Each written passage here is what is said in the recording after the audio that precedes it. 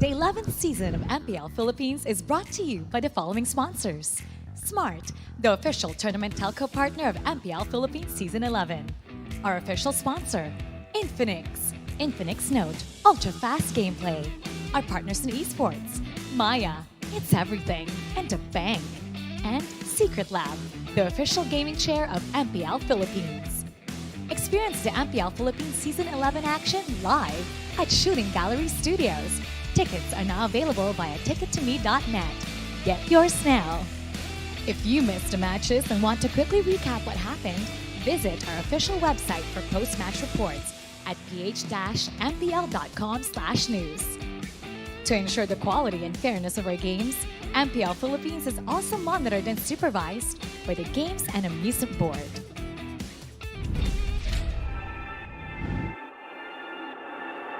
Lahat ng manlalaro, lahat ng teams ngayon ay gustong isemento ang kanilang mga sarili sa kasaysayan ng Mobile Legends sa Pilipinas at talagang uhaw na uhaw para matawag na pinakamalakas sa buong mundo. Sa baluarte ng pinakamalalakas, panigurado, walang ibang daan kundi pataas. Sa gitna ng dismaya, pagdududa, pagkatalo at pagkadapa, bumabangon ng tunay na malakas. Itinatakda ang may sikmurang magpatuloy, pero basang-basa ka na nila. Wala ka nang mailalabas na hindi pa alam ng lahat. Wala ka nang maluloko dito dahil lumilipas rin ang mga alamat.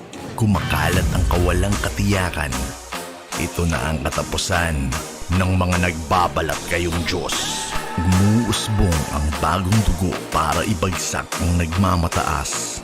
Kaya mo bang sumabay dahil walang naglalakad ng paatras at walang ibang daan kundi pataas?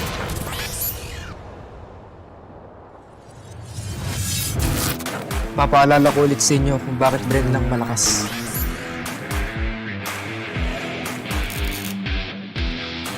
Hindi tatalab sa akin mga bala nyo.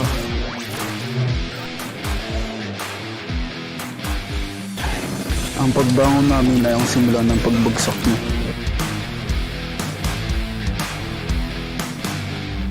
Takbo habang may lupa.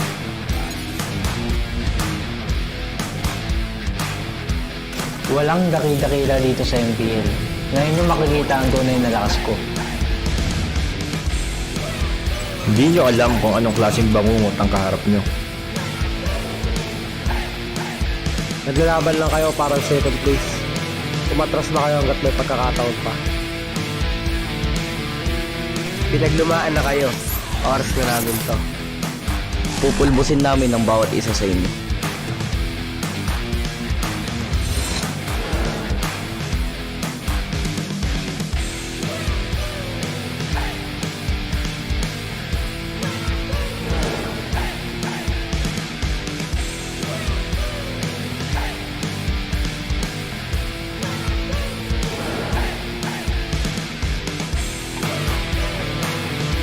Handa ka na ba?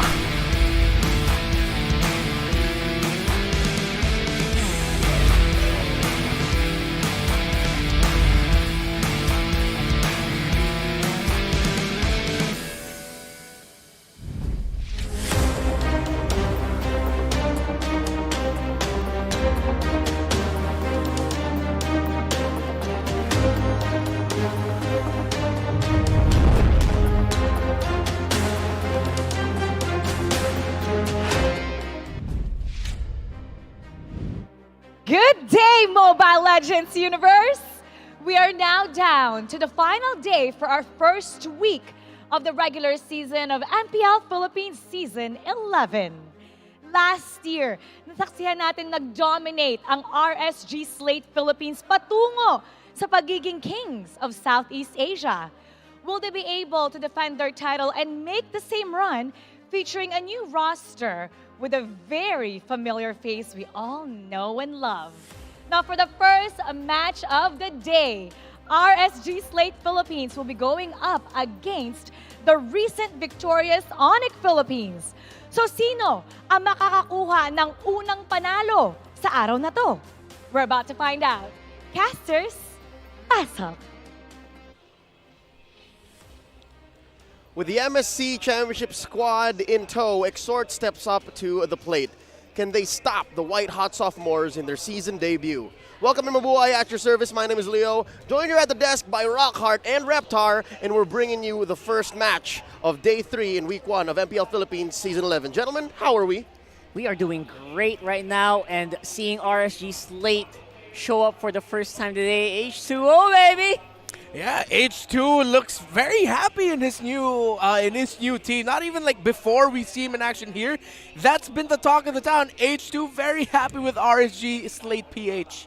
And that seems to be the only major change because Exhort has been here quite a while. He's been with them ever since their MSC Championship title run in Malaysia last year, and the rest is here to unfold. For all of those watching right now, we're inviting you to go ahead and register your Smart SIM by visiting smart.com.ph, and that's smart.com.ph/simreg to get free gigs of data, all right? Now, back to the topic at hand. Let's talk about Exhort. He's been with us in the league since Season 2, and this is, I'm talking about the strongest league in MLBB in the world. That's gotta mean something. Yeah, imagine being able to sustain that level of play throughout the years. That's gotta be something. That's gotta mean for something. Yeah, and Exhort, he really popped off with Next Play Evos when he was paired up with Yawi. But now with RSG PH, since MPL Philippines Season 9, he's been on the way to sort of building a reputation for himself as a little bit of a super sub as we look at today's schedule, Leo. Yep, we're opening up with RSG Slate Philippines versus ONIC Philippines. And later on tonight, it's Smart Omega going up against Bren Esports. I'm wondering if this is still the battle of the besties that we're used to.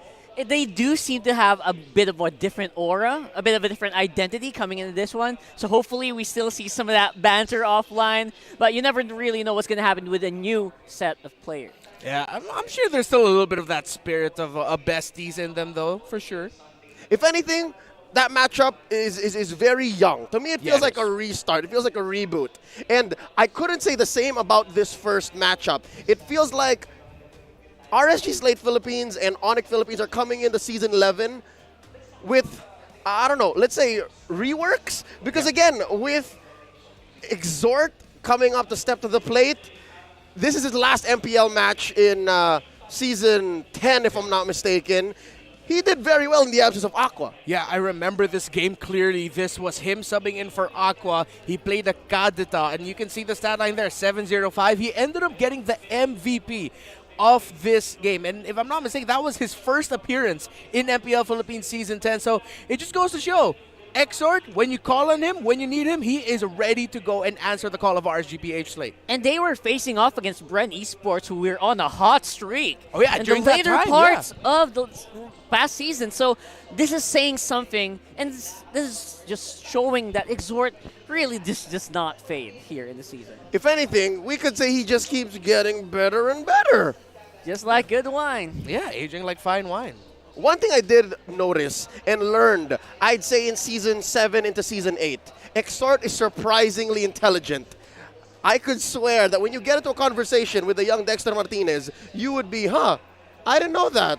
I didn't know that. And again, that's what you get when you've been playing in MPL Philippines for so long. Again, since Season 2, he's been here, and he's jumped through so many teams, and there's a reason why he's here today with RSG Slate Philippines. We're going to throw courtside and see exactly what's going on before the match begins. Let's hear from our very own Odin. Maraming salamat, casters, live mula sa Shooting Gallery Studios. This is your very own Odin, kasama ngayon ng RSG Slate Philippines na champions ng MPL-PH Season 9 as well as MSC 2022. Katabi natin ngayon ng mid laner nila na si Exhort. Hi, Exhort! Hello po. Kumusta naman? After 4 MPL-PH seasons, you are now finally getting your much-deserved playtime. Anong feeling na ngayon na isa ka na sa main 5? Ano po, syempre masarap po sa feeling, tsaka feeling ko yun, no? Lahat ng hard work ko po nag-pay off na po. Yes. Congratulations, Exhort, na ngayon ay makakasama ka na nilang maglaro. And maitatagurian ka namin na super sub. Sa mga hindi nakakaalam, sa ibang regions, tinatawag natin ang super sub na player na pag sinabak nyo sila sa isang team ay maiiba yung playstyle pero na-manage nilang i-pull off. Anong pakiramdam or anong mga sikreto mo kung bakit mo na-manage ang pagiging isang super sub sa inyong team? Ano po, pag nung super sub po ako, that palagi ako ready. So nire-ready ko palagi yung sarili ko, nagpa-practice ako lagi araw-araw and lagi kong iniisip na anytime pwede ako ipasok. So kailangan palagi ako ready and araw-araw ka lagi nagbabatak. Nice. Preparation is key talaga, no? Kasi hindi mo sure kung kailan ka kakailanganin. And isa pa, you are now filling in the shoes of Aqua, na former mid laner ng inyong team. Ano mga naging preparations mo sa pagsabak ngayon sa RSG Slate PH? Siyempre, simula nung pinili nila ako maging MPL lineup, yun na-motivate na ako and nandito na ako ngayon para sa slot ni Aqua and ginagawa ko rin to para kay Aqua. Ginagawa ko rin siyang motivation. And yun, nilook up ko talaga sa isang post for si Aqua. So yun, na-motivate talaga ako ngayon. That's great na na-motivate siya ng kanyang former teammate. Isa pa, meron tayong isang bagong player na noon ay ka-team mo na rin sa Next Play Solid noong Season 7, and that is H2O. Anong pakiramdam na ngayon ay makakasama mo na ulit siya sa isang team? Nauumay. Joke lang. Siyempre, namimiss ko rin kasi naging kampi ko na siya before and naka-excite din. So, na-excite ako sa mga magiging results namin starting from now on. Iba yung bond na nabuo nyo noon at ngayon kasama mo na ulit siya with your current teammates. Ano naman ang mga naging preparations nyo sa team, lalo na ito yung first game nyo? So bago mag-start yung MPL, araw-araw po kami nagpa-practice, nagsiscrim, and minsan hindi na kami nagpapahinga, minsan kami lang na H2, hindi kami nagde-day off, para lang makapag-review and mag-practice. So yun, nag-all in kami ngayong season. Yan, maraming salamat, Exhort. Yan at marami pa tayong dapat malaman sa laban pagitan ng RSG Slate Philippines versus ONIC Philippines. This is your very own Odin. Balik muna sa inyo, casters. That was the most Exhort answer I've ever heard. How do you feel about now being teammates once again with H2O? I'm getting kind of tired of him. I'm just kidding. But imagine the position that he's been, right? Day in and day out for how many seasons now, you always have to be on your prime, on the bench. You never know when you're going to play, so you always have to keep at par with how your teammates are practicing. And that should put a lot of stress on you, right? Because you never know when you're going to be the one that they're going to be relying on. And some would argue it's that uncertainty that makes it more stressful than being a main lineup player. Yeah, a true professional, though, he said it that even though he wasn't in the main five for the longest time with RSG, he kept himself ready. He worked hard behind the scenes, and I loved his answer when asked what the preparations of RSG were leading into this. He mentioned his bond with HG, about him. Those two, not even taking day offs at times, really just reviewing and still grinding it out, working it out, and now that he has his opportunity in the main five with RSG Slate PH, Exhort, we've known him for a long time, he's not going to throw away his shot. And that's what makes how he answered that question in relation to Aqua a little, I'd say, tear-jerking, because again, he still relates to Aqua and saying Aqua's slot, Aqua's slot. No, Exhort, this is your slot and this is your time. And I think with this opening matchup against ONIC PH, I think this is where he is going to prove that it is indeed his slot and it's RSG Slate's turn once more to become champions, and it starts here day one. Let's welcome both these teams as they make their way into the stage.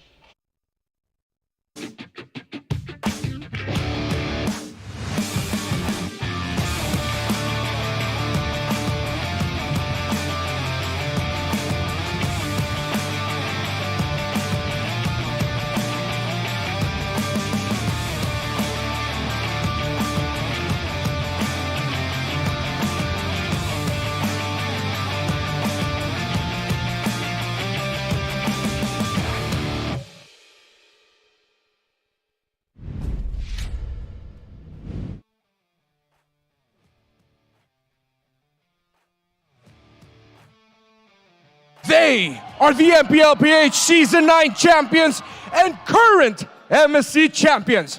Are the Raiders slated to start their journey to the top with a victory? Welcome, RSG Slate Philippines!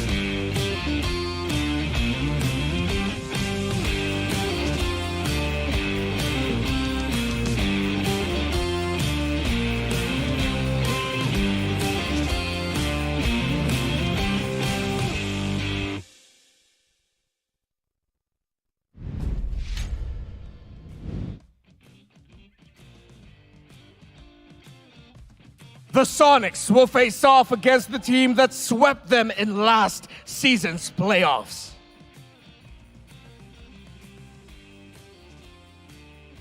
But they're coming from a trip to Barangay Omega with an impressive victory. Whose time is it? It's ONIC Philippines!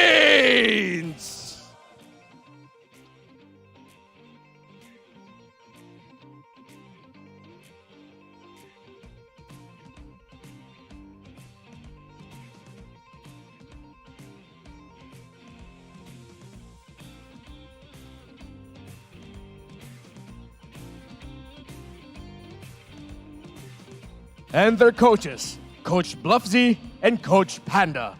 It's the battle of Pandamentals versus Time Magic.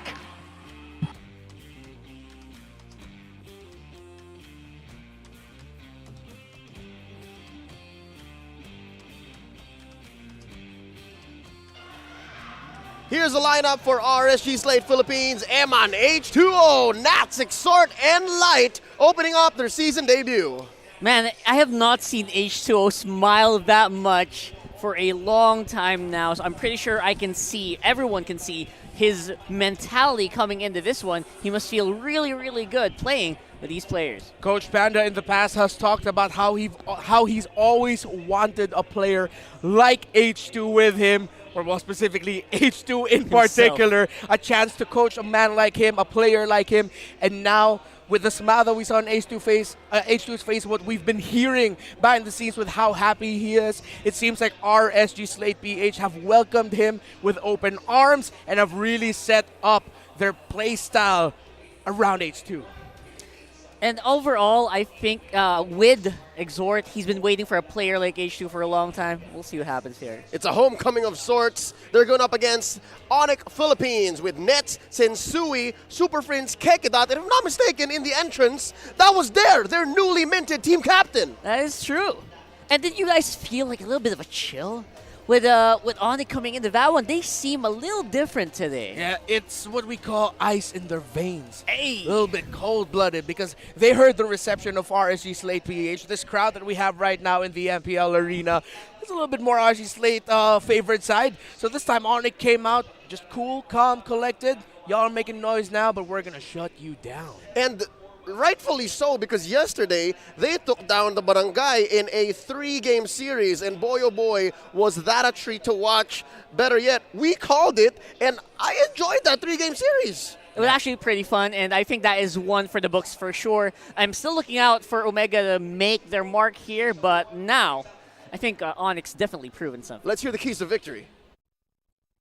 Maraming salamat, Theo. Interesting sinabi mo dito, self-aware gold lane. We'll talk about that later. But when it comes to the keys to victory for both teams, umpisa natin sa RSG Philippines, new playstyle for Raiders to utilize. Ang kagandahan dito ay meron silang mga bago mga miyembro. Although we know for sure na nakita na natin si Exhort from them before, this time na nasa starting lineup na siya, mag-iiba talaga ang dynamic para sa RSG Slate Philippines. Lalong-lalo na gagamitin nila si H2. I wonder kung ang kanilang magiging choice ngayon is going for the assassin junglers na alam natin na nag-rise si H2. Maybe that will be the case for RSG Philippines at maybe ito yung kanilang way para makapanalo versus ONIC Philippines na mahilig sa marksman. Saktong-saktong playstyle yan kung sakaling gagamitin nila. Now, let's talk about ONIC Philippines to find the best counterplay and swing back. Ang maganda dito, pwede magsimula yan sa draft. Knowing yung draft pattern ni Mr. Bluffsy, ating MPL-PH Season 2 Championship Coach, at nakita natin from previous season na ang kanyang style talaga ay pang bluff. Kumbaga, binabago niya yung kanyang mga hero picks. Kung meron siyang unang pick, magiging flex hero yon, iibahin nila yung role from its standard pickups, and that might be the swing back na kailangan nilang gawa ng paraan for both teams. Secure your junglers to secure the objectives. Para sa RSG Slate Philippines, pag nakakuha ng magandang play si H2 with the assassin, pwede niyang pigilan yung gold lane ng kabilang team. And that is also very true for Sensui. That has been the keys to victory brought to you by Infinix ng dalawang teams na to. Back to you, casters. Wolf put it best, and I resonate with that. Drafting coming in from these two very fundamentally sound and, of course, championship coaches from both RSG Slate Philippines and ONIC Philippines. And what's interesting to note is they won their championships in different eras. Like, they performed in both old school MLBB Esports and in the modern day. That's true. The drafting here is interesting because Coach Pan is going to have a little bit of a new, I would say, toy to play with. I don't want to say that, but yeah, that's basically what it feels like, right? Yeah. You got a new guy to play around in the jungle who is known to favor assassins a lot more than those tanks. Yeah, it shouldn't be that big of a change, though, for Coach Panda. We all know before Demon Kite started using a lot more of Bombans and Barretts and tanky-built Karinas. Demon Kite also made a name for himself with a lot of Lings, Lancelots, really flashy junglers. So it's not going to be a big change for Coach Panda, but for the rest of RSG Slate PH and, well, for ONIC PH, what I loved about these two teams in MPL Philippines Season 10 is how well they draft to the point where they can still get their comforts even though it doesn't seem like they'll be able to get it. They just find ways around banning and drafting to make the draft most comfortable for them as much as possible. And here's how you do that, right? With RSG Slate's opening salvo, they take out the Natalia. They're on blue side, folks, and the Kaja, while ONIC PH fires back, taking out the Fanny. They know what Core H2 is up to here.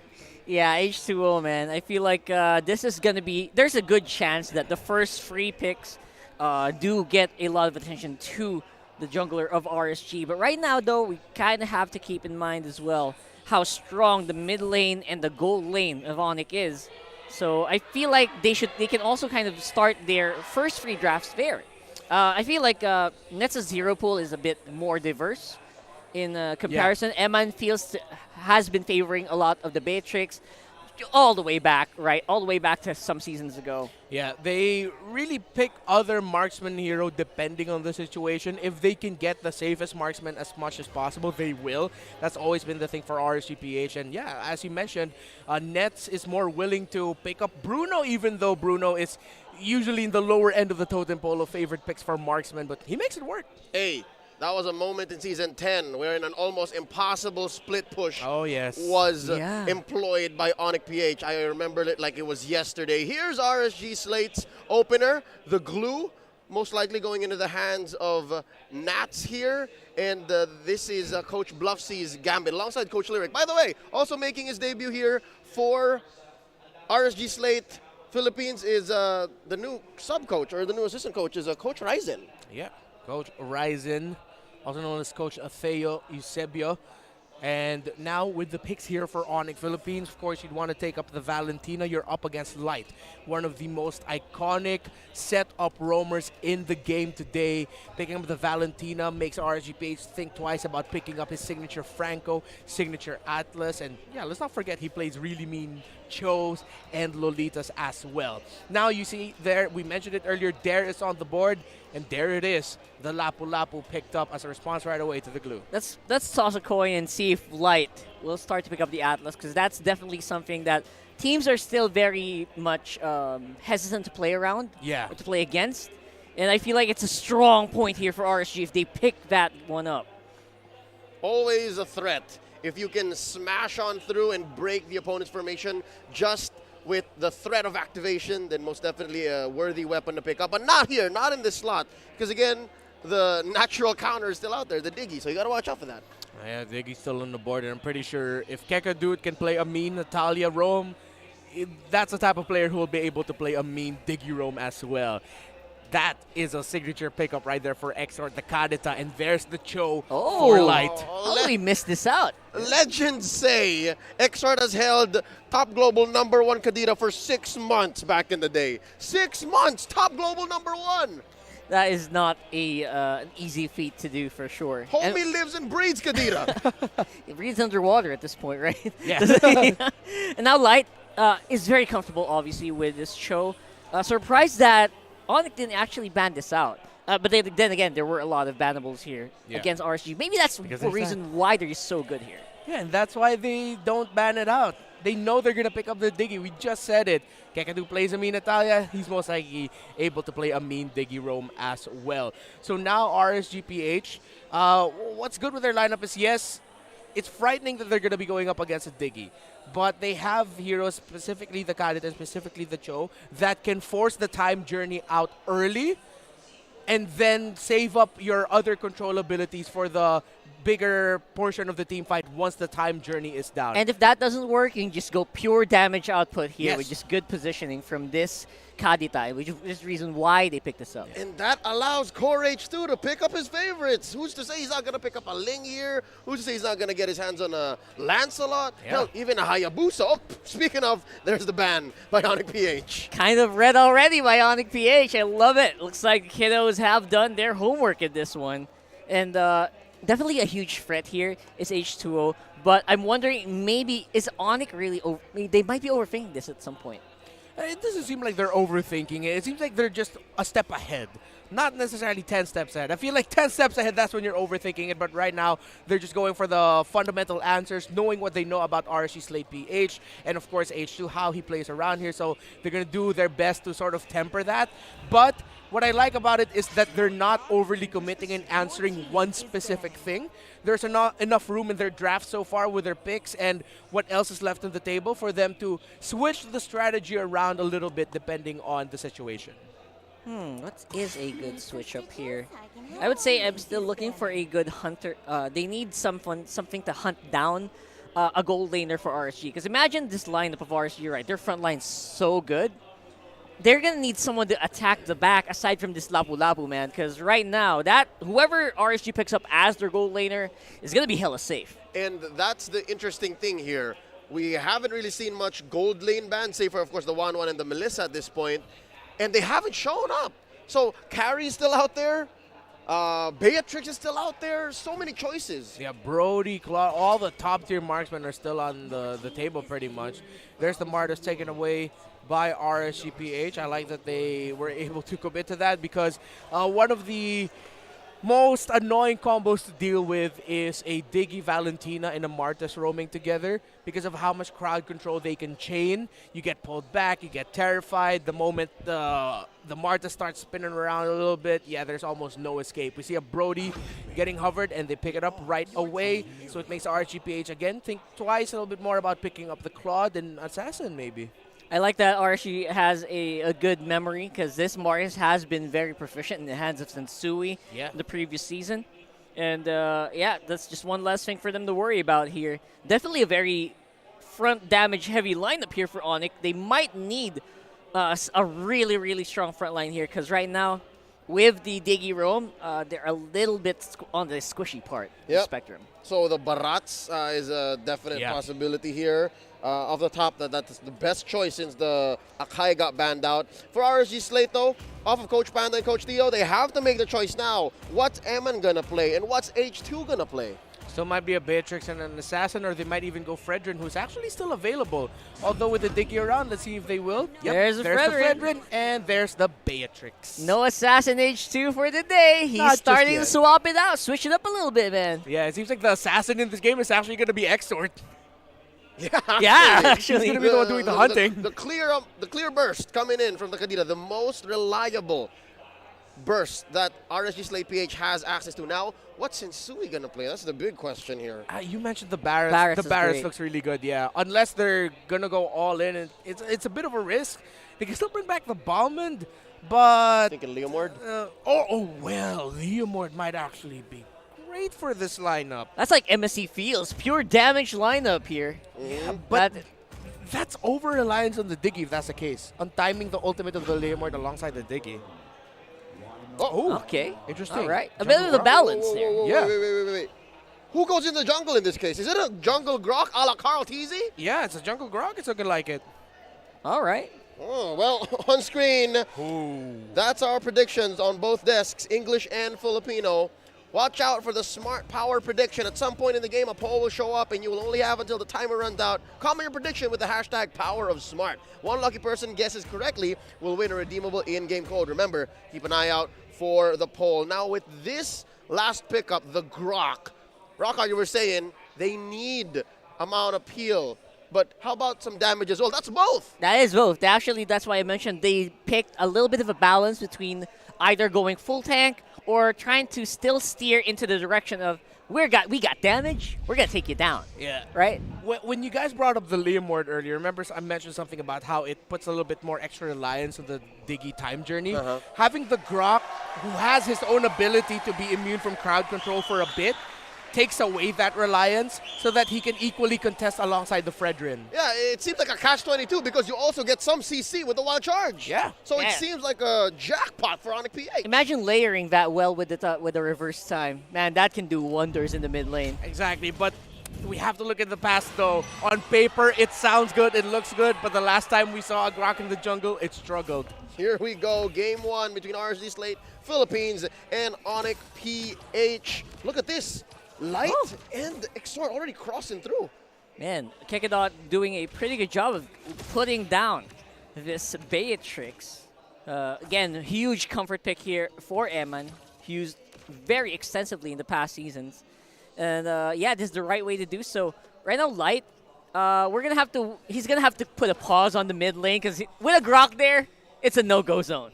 And that's what allows ONIC Philippines to gain a little bit of momentum because between the Kadita and the Valentina, save for big team fights, it's hard to get a one-up over ONIC Philippines. But now look, they're continuing the pressure. ONIC PH winning the gold lane.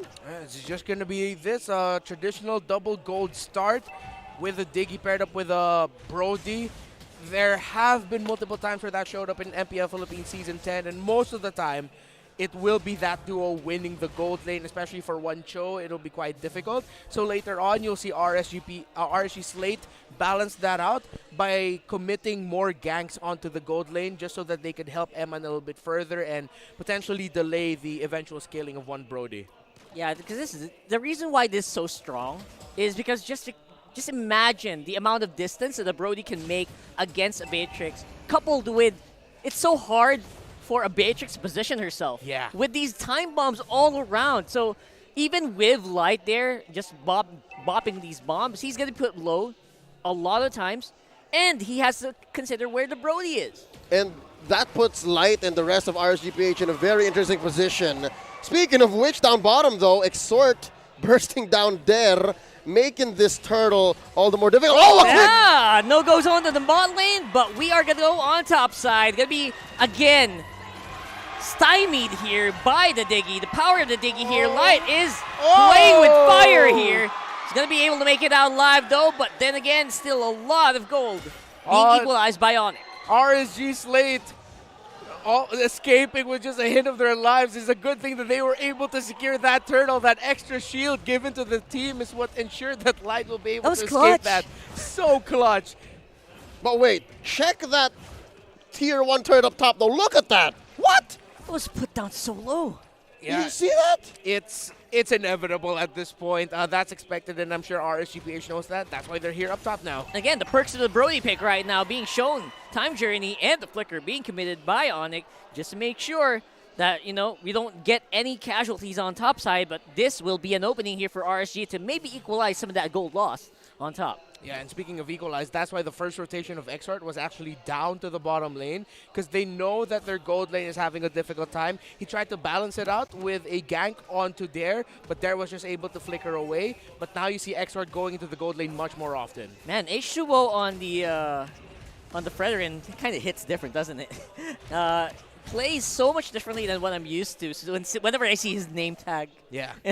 It's much more reserved, very objective focus now, and he's really biding his time, which RSG knows they can't rush into things because of the lead that this Brody have. They just have to be very calculated. Oh, that was a good release of the Bennett's Rage, but man, not going to be enough to stop ONIC. Though they go for first blood, make that 2 on top, and a turret to boot. Core H2, a little too late to the party. Didn't want any part of that. ONIC PH scores not just first blood, not 2 kills, but also that tier 1 up top. Yeah, and that's a massive gambit played by Dare. I mean, it wasn't a gambit. He knew exactly what he was doing. He quickly cleared the bottom lane, knowing that all he's going to be giving Nats is just a little bit of gold because they know they're going to have a massive win up top if he went up there. That was a great call by Dare and the rest of ONIC to all in the top side. Yeah, they play around with tempo, and they got what they wanted. This Lord is going to be taken out by H2, though. You can't mess with this.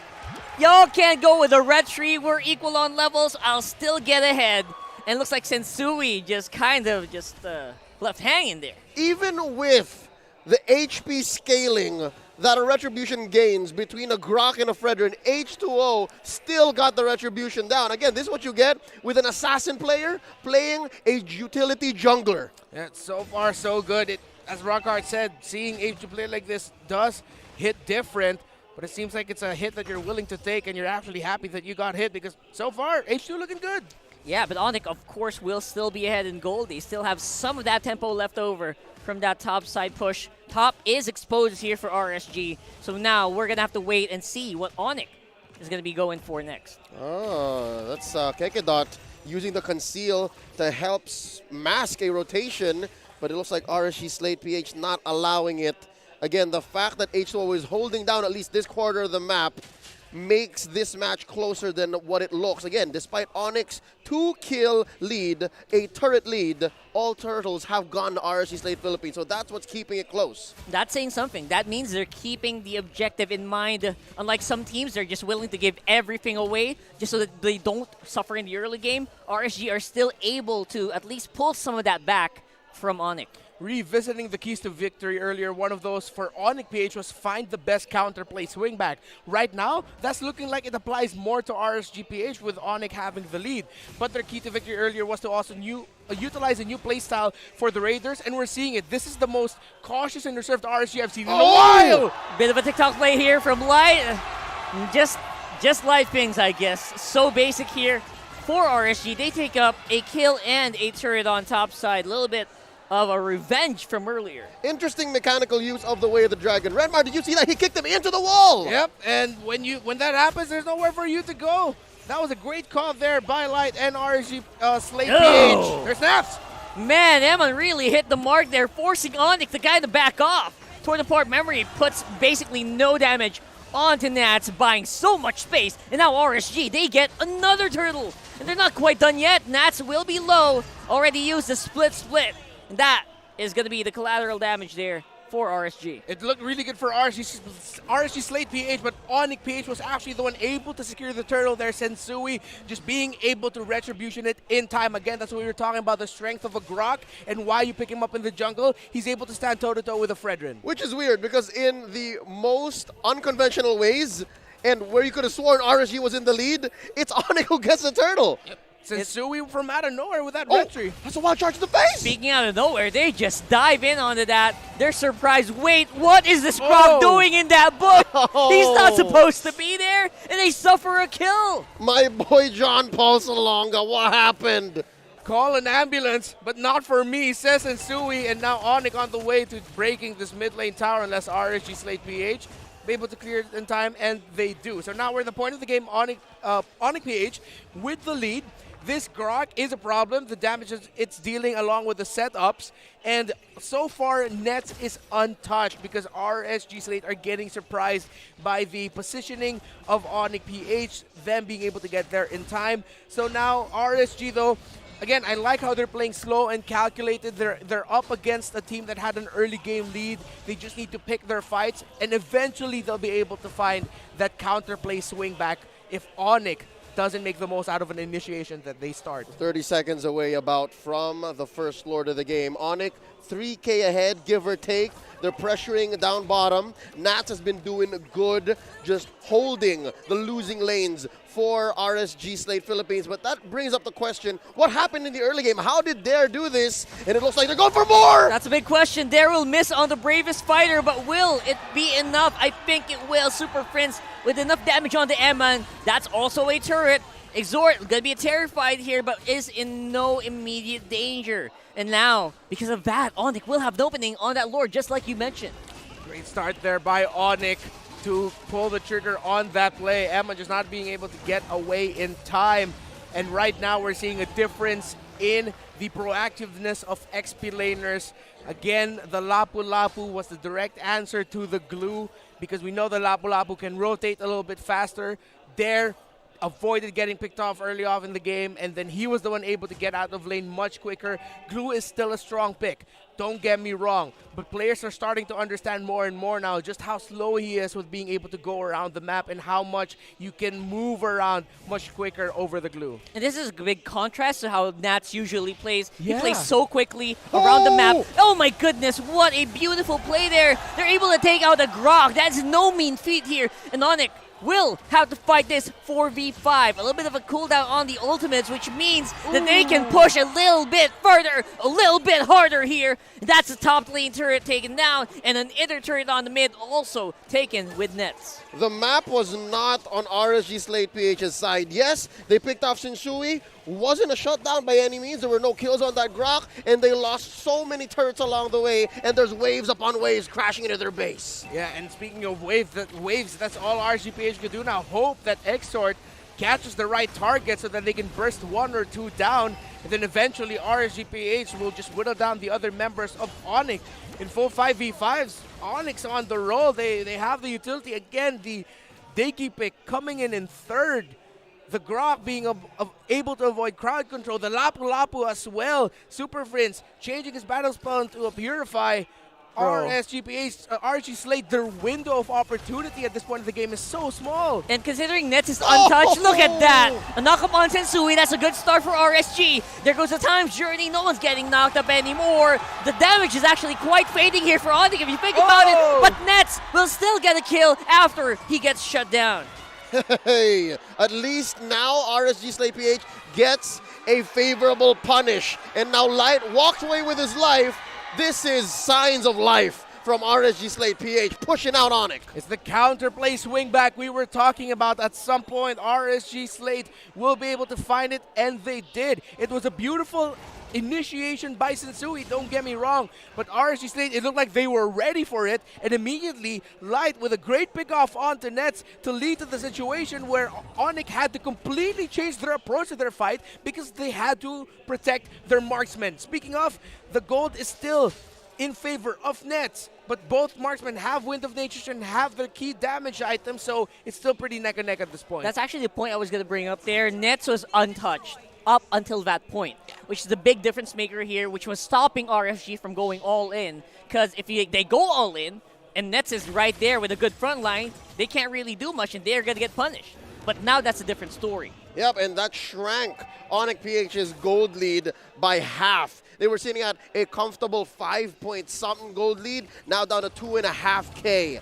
They make a beeline for the Lord. This is Luminous, so mind you, if this does start marching down through mid, it is going to crash into that base, making it a dangerous call for RSG Slate PH. So they have to be very careful. Now Super Friends almost finds it. Yep. Almost. Exort already used his ultimate though. Yeah, that's pretty good. I think that's in the mind of ONIC PH players right now as they are juggling this Lord. Everyone is doing the zone, and RSG decides to just let it go.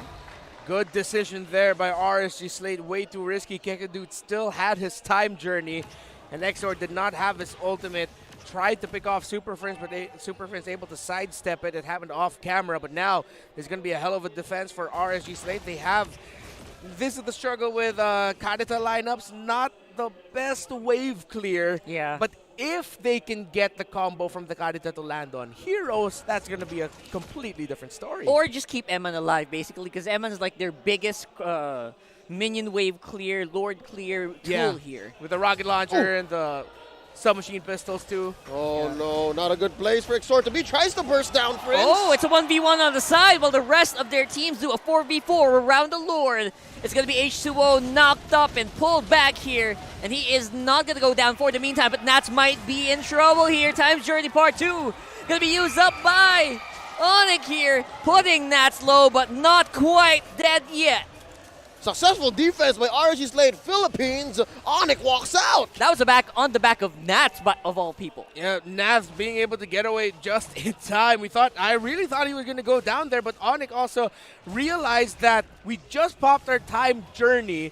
RSG Slate knows that we're going to be chasing Nats, and with how things were lined up, it looks like RSG were already lining up abilities if ONIC decided to pursue Nats. Good thing they backed off because I feel like RSG could have found an even bigger swing back if ONIC decided to commit the chase. Never count out the MPL Philippines Season 9 Grand Finals MVP, all right? Nats has had a hard early and mid-game. Now in the late game, I think he knows his role and he's playing it best. He knows that he has to spoil ONIC's retreat, he has to spoil ONIC's engagement, and he can burn a few ults himself. I'm guessing once this immortality comes online, or hell, even if he starts building this Cursed Helm, then he'll help that suboptimal wave clear. So watch out for Nats. He's one of the few reasons RSG Slate PH is still in this. ONIC's got to be aware because they got to watch some anime. This is Nats' Sakuragi Part 2 phase. Yeah, exactly. You know, with a hairstyle change. So you kind of just have to keep in mind that. Plus, I have to commend H2O in that last big team fight. He didn't go down. Yeah. He absorbed so much damage, able to back off at the last second.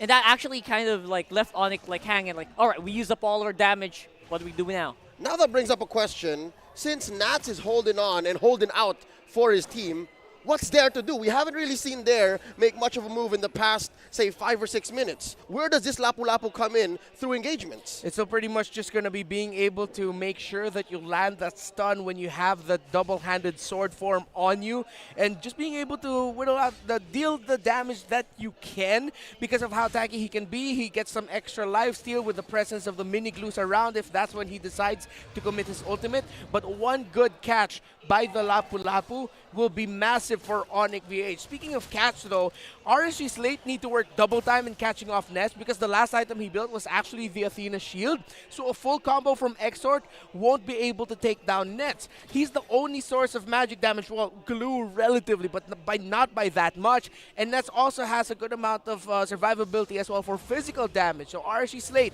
once they catch Nets, they need to do everything they can to take him down ASAP. Yeah, aside from the fact that he's one of the toughest marksmen probably in the game, right? Yeah, Brody. Who naturally just builds up defensive items. This is the most blue the map has been in the past 15 minutes. So that means RSG Slate PH have as much of a chance at contesting this Lord.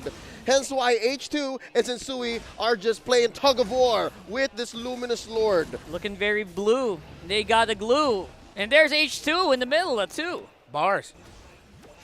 You're a poet and you didn't even know it. Check out Kadira. Check out the positioning of Exort. I wonder what he's planning here. Who is he going to try to go for? Because this river bush, look at this. Dare and Nets inside of it. They can burst so many folks here. Oh, they're trying to make a move now. H2O is the target, but look at that. He's absorbing so much damage, and he's basically alive still. And one hit puts Super Friends forcing him back. Great position by Light, though. Great position. That Light can catch him. It's going to be an H2 Lord. Oh, my goodness. And they're able to take out Super Prince as well, I think. At this point, he is in trouble. He gets away. No, Nats. He's able to get away. No. Nats says no. Where are you going? Sit down. But look at the minions. And it's going to be a team fight still, but looks like H2, or rather RSG, are going to be put a little low for comfort. Nats is on the back. He's back to help his teammates. Taking it out Light with a torn apart memory. He is actually still quite tanky, and he's still pretty confident. Nats, he's still going. He still wants to get something done, but Nats is just saying, no, not today. One-man army, 3v1. Nats is so in it. That is classic Nats. That's why we call him Nasty. It's not the highlight kill spree that we're used to seeing him do, but his presence there, and near the end of that sequence, sandwiching the members of ONIC stifled their attempt to counter-punish RSG Slate after they secured the Lord. And another shot onto Super Prince. He's basically a sniper magnet at this point. That's what you do at this point. Now RSG Slate PH turning the tides. They're now on the offensive. Taking down a tier 2 in bottom, taking down a tier 2 in mid. Top lane not long for the world, neither. And now it's H2 who's starting to steal the buffs away from ONIC. And this is where RSG Slate is at most comfortable, in control. But they played a hell of a game trying to find a way to claw back. Don't get me wrong, ONIC PH, as long as their inhibitors are up, will have the natural advantage in this game. But RSG Slate, again, with a combination of a Kadita, a Cho, and now at this point with the Matrix roaming together with them and a Fredrin, they are very pick-off based. And with a little bit more area in the map to work with, there is a higher chance they might be able to find a massive pick-off to even further their control in the game. When it comes to kit complexity, RSG Slate PH has the advantage. They trump ONIC PH in terms of what they can do with their lineup, because ONIC PH, what they're good at is focusing on one thing and making sure we are unstifled with, right? You have the times journey. But once they get over that layer, RSG Slate PH gets everything they want, and even Sinsui can take his own purple buff. That's Grand Theft Purple! RSG is basically a non-stop DPS machine at this point, as long as they can get through, that times journey, right? So I get what you mean. It's that first part that they got to work around. And it took them, 17, 18 minutes? But it was worth it. Yeah, they got there eventually. Sometimes it's about the journey, not just the destination. And RSG Slate made the most out of their journey right now. Creative positionings by Light, catching the members of ONIC off guard, and Eman being able to land those snipes to get the initial burst damage early on. Those are going to be two of the main factors that RSG need to work around so that they can continue taking it to ONIC PH. Low-key, those snipes are actually so useful. Yeah. It stops Super Friends from being super confident. Yeah. Which is stopping the initiation from ONIC, and it's giving them so much leeway, so much space here. And that's just one of the many tools Eman has, one of the many tools RSG Slate PH has, and that's what allows H2O now to start pulling despite the rest of his teammates being up north, being in the top lane, the long lane. And it's this same setup that just mere moments ago allowed RSG Slate that is, to score a Lord of their own. So now I'm afraid if ONIC is going to fall for the same trap. Yeah, there is good positioning from ONIC though, but they're going to try to force the issue right now. RSG Slate, able to sidestep those concealed plays, so it resets the sequence for the time being. Although ONIC still have control of the Lord. Again, still great positioning by ONIC. They're still covering the mid, close to the top side. You see where Kekadut and Super Friends are. That's them just being careful and watching out for a potential split push by Eman and Light if they decided to go for it. But now, ONIC, I like the position of this Diggy. RSG, very compact. Oh, who's going to pull the trigger first? Oh man, this Lord dance between Sensui and H2. It's a ballad, man. I gotta say, it's rhythmic. It's very tense. It's got everything. Hypnotic. Oh man. Hips don't lie. Hips don't lie, bro. The shaking. Look. Watch how H2 is just moving on back and forth. It's like a pendulum, man. I don't know who, but it's Sensui definitely has the better tools because he has that Guardian barrier. Yep, and they're using it to great advantage. Look at Eman looking to put a bead on the Kekadot. 360 snipes. Oh, no scope. 360. Literally. Well, when he's aiming, he's scoping, so 360 scope. Yes. Or let's just go with no scope. It's just 360. Sounds cooler. Anyway, it's going to be a possible collapse on the H2, but then again, the tankiness of Fredrin just discouraging ONIC from going all in. This is great for ONIC because they already saw Eman's forced to clear minion waves here, but they're still really taking their time. Because it was a full reset. Full reset. They pulled Lord way too far, and I guess that's kudos to H2. He pulled him too far. And again, ONIC are still watching out for the potential of the split push there. RSG aren't fully committing to the idea. Eman's still showing himself in the map. H2's just around. I like this positioning by Nats because this forces ONIC a little bit back. Oh, RSG might have just found an opening. Look at Light. Oh, RSG. Oh! Going for Light. He finds Nets, but Nets able to play around this, break those ankles of that show, and it is once more a full reset. By the way, I timed this. They start the Lord Dance at 21. Yeah, but that's They're great. Still going. They're still going. It's 2 minutes and counting.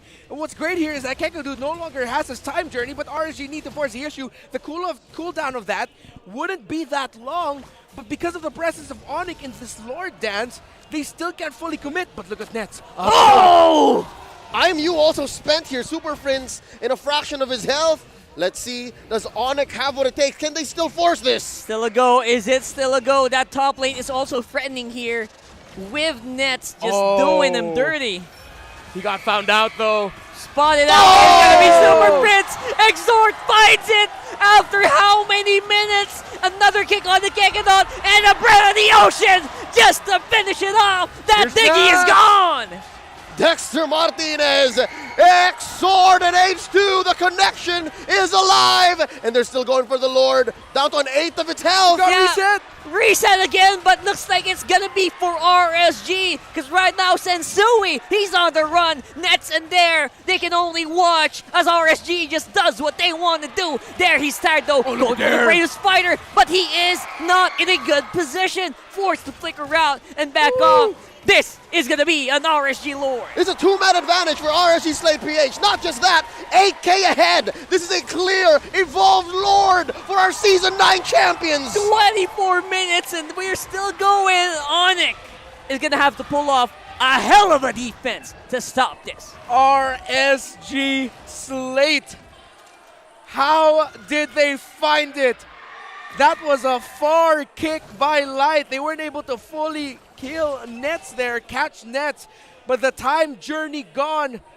RSG Slate continued the issue, and good patience not to force that Lord because Sensui was still there. They wanted to send Sensui back before they secured the Lord, and now we find themselves in this situation. A situation that we didn't think, and I think even RSG themselves are a little bit surprised. They are in the lead. Oh, man, exhort things, bro. At this point, he's really good at it. I can really feel the difference in how Exhort plays in this game. That was more than just mechanics. That was synergy. And now, top lane has been broken into as well. Penetrated by RSG Slate Philippines. Bottom taken care of by Kekedot. Mind you, Super Prince has spent his IMU, so that's a clear advantage for RSG Slate PH. And they're already coming in! They want to get this game done. They are tired of waiting. H2 is absorbing all of that damage. A little bit of a reset here as H2 needs to regenerate, but looks like ONIC will be able to pull off the defense after all. This is what I call an even ball game now. Yes, RSG is more pushed forward, but there's no more towers in the board except for the bases themselves left standing. ONIC has fought valiantly in this game. What they did to take control for majority of the game was a thing of beauty. But now RSG Slate PH with their own form of artistry, able to paint themselves a picture where the picture looks like it could be victory for their squad. Now, we're sitting at about 27 minutes. RSG Slate PH up by about 12,000 gold. They are cordoning off ONIC PH from their own resources. It's a miracle that even ONIC PH could get to their orange buff this time around, but I'm not so sure because look at Light. Look at how he's positioned here in the bush next to the Rock Ursa. They have to send Kekedot to make sure that, hey, is this safe? Is this safe? Can Nets get this, please?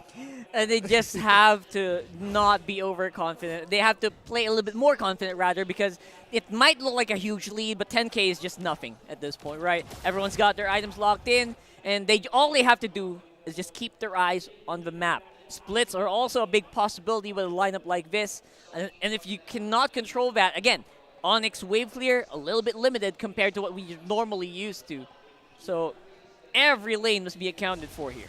Yeah, both of these two teams' wave clear is not the best. They rely on specific hero to do the heavy work in terms of wave clearing.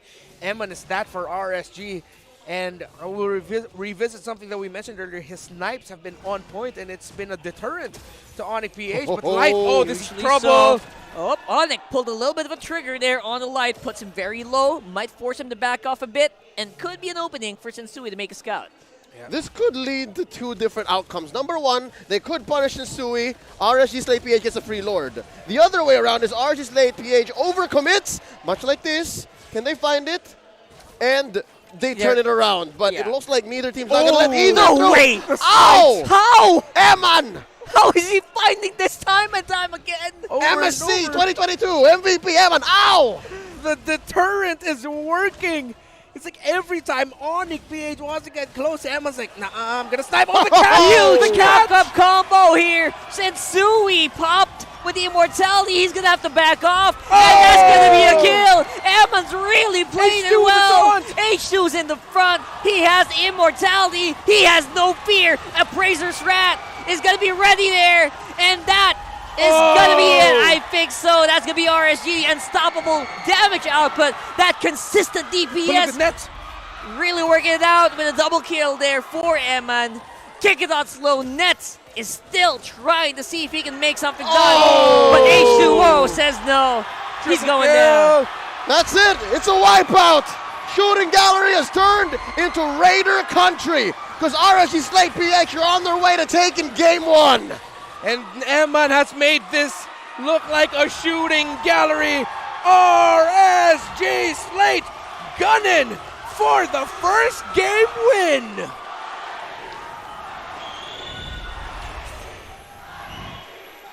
And with that victory, folks, we have currently broken the Season 11 longest game record. Yep. Did we hit the 30-minute mark? Almost. Yeah. We did. Oh, close to it. 29. There's so many things going on the map, I couldn't see the timer. I'm sorry. I know. That was quite a game. Again, it is just RSG thing. I don't know what Eman took for breakfast this day, but I want some of that. It felt like one of those games and moments that lasted a bit of forever and a snap altogether. Yeah, it's so interesting because of how long certain sequences were. The lead of RSG, that near 5-minute Lord Dance, it just boiled down to specific moments, just going in a snap just like that to turn the tide around, either for ONIC and then near the end there, RSG Slate. How they were able to find the opportunities to claw this win. That was one of the most tenacious comeback victories I've ever seen because ONIC PH, again, they were dominant in this game. And it was so difficult to find chinks in the armor of ONIC, to be honest, in that game. But somehow they did it. And that's just art. It's so hard to really replicate stuff like that. If their opponents were anyone but RSG Slate PH, I'm pretty sure ONIC would have just barreled on through, right? The way that they played the early game, I'm talking maybe 6 to 7 minutes in, when they were just walking into objectives, taking turrets left and right, the map belonged to ONIC. But there was a turning point, I'm pretty sure we'll see it later in the highlights, wherein Light positioned it so well, and they timed out the IMU and the times journey, and that led to the downfall, the eventual lead of RSG Slate Philippines. And a team that hasn't worked this long together, or a team with less chemistry and synergy, couldn't have done it. And that's what RSG Slate PH has in spades. Let's go to the analyst stand and see exactly how they did it.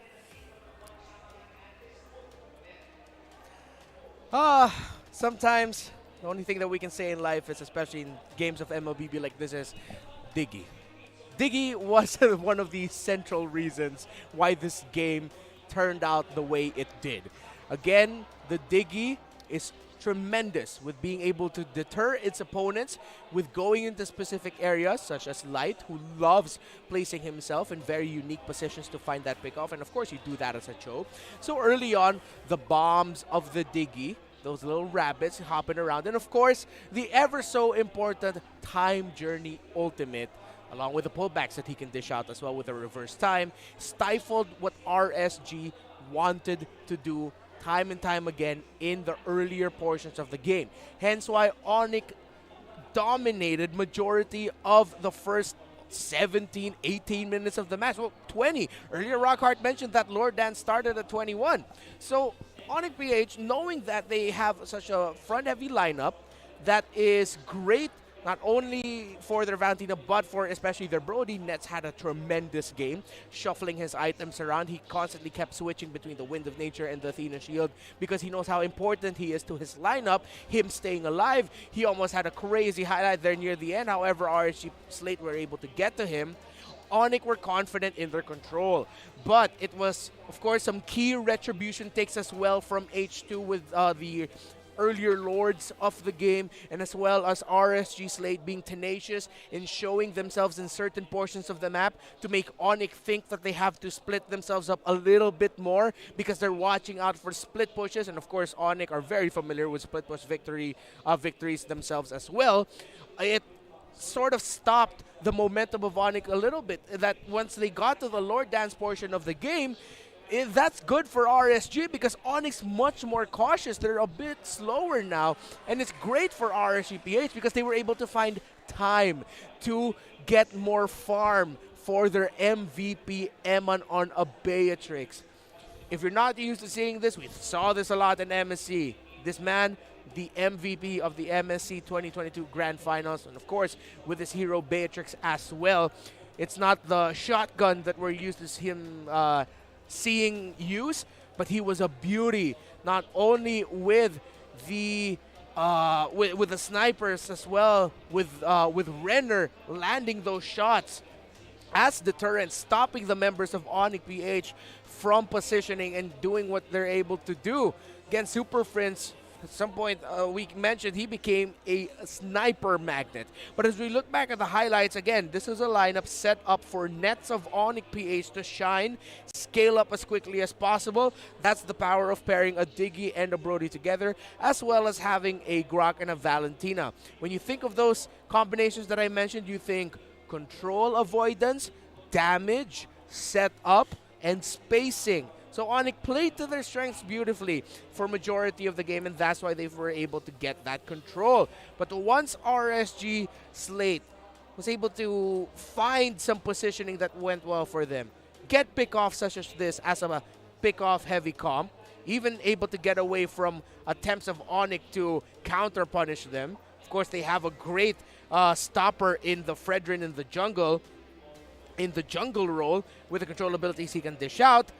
They were able to maximize the opportunities that ONIC would inadvertently give RSG Slate, such as this moment right here. This was the turnaround, or one of the earlier turnaround portions of the game, where it led to RSG being able to expand more towards the map, leading to this situation. That was a beautiful catch onto the Lord by H2. If that went ONIC's way, it would have been dire straits for RSG Slate. And of course, Naths with this highlight here, being able to stop the advance of ONIC PH with counter-punishing RSG after that.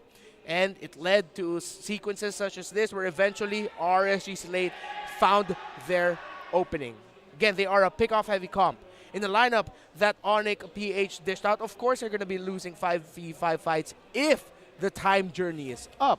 But as we saw with the time journey gone, RSG Slate is a little bit more confident now. Because also, Kekadut, near the latter portions of the game, even though they get set up, will want to think about saving that time journey for Nets. If Nets doesn't get caught off guard with the setup from RSG PH, and Kekadut still has his time journey, he'll save that for Nets in the latter portions, because we know how well Brody and the Diggy together, especially that Brody, can turn a team fighter around. But RSG Slate, we're so happy that it led to that situation, because, gentlemen, it led to that beautiful victory. Again, clawing back to it, where it wasn't just a one-man effort, it was a total team effort. Them doing specific things all throughout the latter portions of the game to make sure they secured that victory. Two things I have to bring up that I noticed there that we didn't really notice on while things were happening. Number one, Exort did not die all game. Oh, yeah. Despite him being in the middle of everything. Number two, Nets actually, I saw him buy the Blade of Heptases. Yeah. To use just for the purpose of sniping down Super Friends. And then he swapped out so many times into like a Demon Hunter sword, into that Malefic Roar. So cannot stress enough how, yeah, Eman's MVP material, but dude, Exort's back. Yep, Exort's back indeed. And we were talking about it. He was going to make the most out of his opportunity, and he did in this game number one. He even had that crucial pick-off into Super Friends in the latter portion of the game, especially in that last fight, if I'm not mistaken. And that's something that you would not notice if you did not even look at the stats, right? If you watch the game and you tried to remember, again, Mandela effect here at its best, you would remember if you watch the game at about 11, 12 minutes, you could have sworn, yo, RSG Slate PH is in trouble. Like, they might as well lose this soon. But it went all the way to about 29-45. And even up to that point, Exort was still doing his best. It's like Exort was playing a 4 or 5 minute game with that Kadira. And again, we mentioned this earlier, right after his courtside interview, he still refers to it as Aqua's slot. Yeah. This is the pause 4 that Aqua left out for me. With this performance here alone, I dare say it's your slot, Dexter. It's your slot, Exort.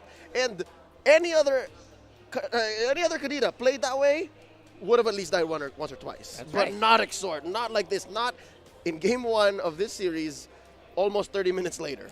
Yeah, and that's why, if we recall into the previous seasons, that's why they have Exort in that sub role, because he brings in comfort heroes that Aqua doesn't necessarily have. hence this Kadita pickup. But now, knowing that you have that in your main 5, and I'm pretty sure Exor's also been working hard behind the scenes to master the heroes that Aqua himself has made a name for himself with, such as the Kagura, the Eve, the Farsas, heroes such as that. Even the Lilia was a signature of Aqua at some point. It's something that teams have to watch out for now that the super sub is now a super member of this main 5 of RSG slate. Yeah, super sub to superstar. That's such a story. That is a very inspiring way to look at it, considering how many seasons he has been in that position, man. I personally would have a lot of difficulties keeping up with my skills, knowing that I'm probably not going to be playing tomorrow, right? Which is what we mentioned earlier. Yeah, and from one super sub, now a superstar, to another super, I'm talking about Super Prince. How can ONIC PH bounce back from this? Because watching the highlights again and playing it back in my head, there was a lot of pressure put onto the mid laner, the breakout star from Season 10, Super Prince from ONIC PH. His Valentina did so much. His Valentina was half the game a Beatrix, using his own Renner, and then the other half he was playing around between becoming a Cho and a Glue. That's where I remember him using the IMU. Was this a difficult game for Super Prince, and what can he do in Game 2 to change things around to get to Game 3? Yeah, it was a difficult game overall. Only just in the draft even, because of how RSG drafted, they second picked the Kadita. That turns off ONIC with potentially flexing the Valentina, but it seems like they won't. But ONIC first picking that Valentina, I think this is where we can look back now with perfect vision. Of course, hindsight is 2020. That I remember one of you gentlemen mentioned that it's ONIC overthinking things just a little bit. That first pick Valentina means that you're not giving Super Prince his signature poke heroes. Eve, Farsa, the Faramis was respect banned there by RSG. So now maybe ONIC are just going to adjust their sequencing a little bit. Well, of course, now they have to. They're going to be on the blue side here. I want to see Super Prince with the mages that we're used to seeing him pull off. But then at the same time, when you think about it, RSG Slate, especially Eman, just kept shutting down Super Prince with those snipes. They're very holistic, but I get why you're having a little bit of a difficulty, like pinpointing, like where the exact power points are for RSG. Because Nats, we haven't even talked about Nats that much. You saw how insane he was in the mid game. Early game, given obviously a Glue is just a big slab of like meat shield, right? Yes. So in the end, he did do what he normally does, and maybe that's something that ONIC also has to keep in mind. There are things that you just really have to draft around. That Glue, don't give it to Nats anymore. Let's see how they do exactly that. The answer is still out there, the Faramis, so that might be something they're keeping close to their chest. There goes the Fanny and the Kadita, banned out by ONIC PH. RSG Slate this time around takes out the 1-1 and the Joy. Yeah, interesting. I like these bans here by ONIC, especially in that Kadita, because again, what we were mentioning earlier, those more longer range poke mages for Super Prince will be open. And so he doesn't have to worry about the Kadita looming around if he's going to play something like the Farsa or the Eve. But then at the same time, the Faramis is still available. I will be surprised if a Valentina will get first pick. Most likely, ONIC will probably give that up and give that into the hands of RSG Slate as an option for them. So, in terms of the first picks here, they can still go for the traditional route with what used to seeing things like the Fredrin, things like she's fallen off. The carry has fallen off. Man. Kaja still available as the first pick as well. These drafts are actually starting to seem a little bit more difficult for me, and I can see that from perspective of a coach, where it's hard for me to actually know who do I prioritize now. At this point, Nats' heroes are very good. He has a very big hero pool, but he was prioritized by RSG, right? So they're playing it a little bit topsy-turvy here in how they're prioritizing the draft picks. Yep, they turned it around. I think RSGPH read into it. They know that the Glue is not open for banning, for picking rather, since it was banned. Now, Valentina, they're sticking to their guns. ONIC PH still going to be played by Super Prince. I get why, though, because Super Prince, it's a very difficult hero to play, to be honest, right? I mean, most mid laners would actually just play it with just one ultimate, they look for one ultimate, just stick with that all throughout the game. Super Prince played with at least 3, from what I recall. So I get why ONIC would want to leverage that as one of their core strengths here. I'm still wondering what they're gonna do here. Are they gonna consider bring back the Diggy again?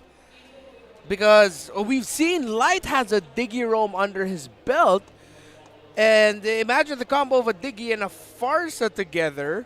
Farsa would be relatively safe with the time journey around, but then at the same time you're gonna be giving that to the Valentina. Maybe that's why they picked it this time around, because they're also watching out for the potential of that. Of that Diggy going to the hands of Light, and of course avoiding his setup heroes. And they get to now pick up their Martes, which was banned earlier by RSG Slate going to the second phase. So Mr. Sensui is going to be much happier with this. And yes, Sensui, a monster with this hero on the jungle. And he picked up the Beatrix early on as well. Yep, was going to call the marksman in the first phase. That's definitely par for the course here for ONIC PH. Now for RSG Slate, do they get their marksman here too? Oh man, yeah, I think they could actually. Considering the way that they played earlier, Eman seems to be more adaptable in the Beatrix.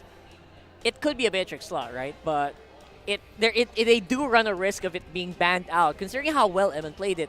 And maybe ONIC is thinking, you know what? Eman's probably the only reason why Super Friends wasn't able to unleash his full potential last game. Maybe we can try to deal with that right now. Oh, and they go into it. They lean hard into that bluff call by Coach Bluffzy. They say, pick the marksman now or risk losing out on it. And instead of the usual Brody that we expect, there goes the Melissa. And this is going to be a backline heavy lineup for RSG Slate, meaning that the next two picks of RSG would be to protect their backline. They already have the Fred in the jungle with them, or which it can still be flexed. But those last two picks will most likely be tankier type of heroes, maybe someone with a lot of utility. I'm sure at some point the Diggy's going to get banned by ONIC. If not ONIC, maybe even surprisingly RSG Slate. Of course, they can also still get those setup tanks if that's the scenario. Kaja's still available, but if you're RSG, you're going to think twice about actually picking it, because Super Friends might take it away. By the way, Yaoi on your screens right now showing love and support for his former teammates Exort and H2. So sweet. Oh, yeah. I didn't notice him go into the venue today. That's the playmaker, the M4 World Champion himself. Yeah. All right. Interesting. All right. Definitely it is.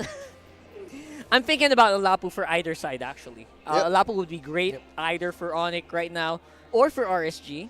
Just get some of that tankiness that you mentioned earlier. I would not put it past there. It is a good lineup. If you put it on the ONIC's lineup, right, it's a lineup that can rampage. They can just keep going nonstop, especially if you get a kill onto the Martis.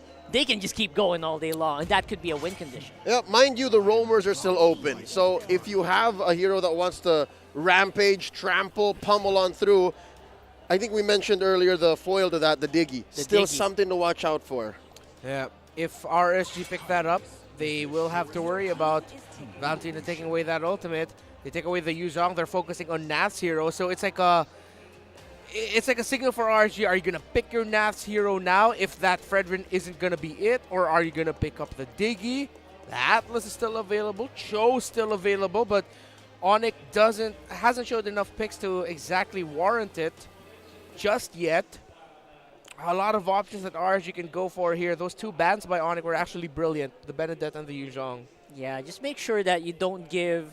Again, Nats was such a huge player last game. Don't give him heroes that can enable that. Don't give him heroes that's going to take out the attention of the whole team. Right? That is a huge power. That is the innate X factor that Nats has. And that's the Yuzhong just clears on straight through, barreling into the back line. ONIC Philippines doesn't want that. But now RSG Slate PH employs the services of one Cho, Lights, old, reliable. The answer by ONIC PH, though, they're going to put the Ruby in the Roam, and then they're going to put Terizla into the hands of Der. These are great because I think ONIC PH were actually thinking about the potential of H2 going to the jungle with a Paquito and the Nats getting the Fredrin in the XP lane. So they get a Ruby to... We know how Ruby can really mess up a Cho and Paquito. You know, heroes that would really want to get close up in your face, ruin their momentum a little bit, and a Terizla with a lot of wave clear. to balance out whoever's going to be going to the XP lane for RSG, whatever hero's going to go on there, will most likely be losing against a Terizla in the wave clear speed. Unless you're like a Lapu or something. Which is still open. No yeah. XP laner yet, explicitly for RSG Slate Philippines. But now the question stands, what does ONIC PH do against the Melissa? What's the answer here? It's difficult, right? Just blade armors? Just hope for the best. Blade armors? Yeah, that's what it feels like. And there's a Toms. OG. Something we haven't seen, and that's going to be going to the hand of Nats, it seems like. That's a comfort for him. Changing things around. And yeah, it's still going to be Fredrin H2. And yeah, the Melissa will be problematic for ONIC. It's a slow front to back for ONIC, which is very good for the Melissa. And it looks like we're going to be seeing it in action today.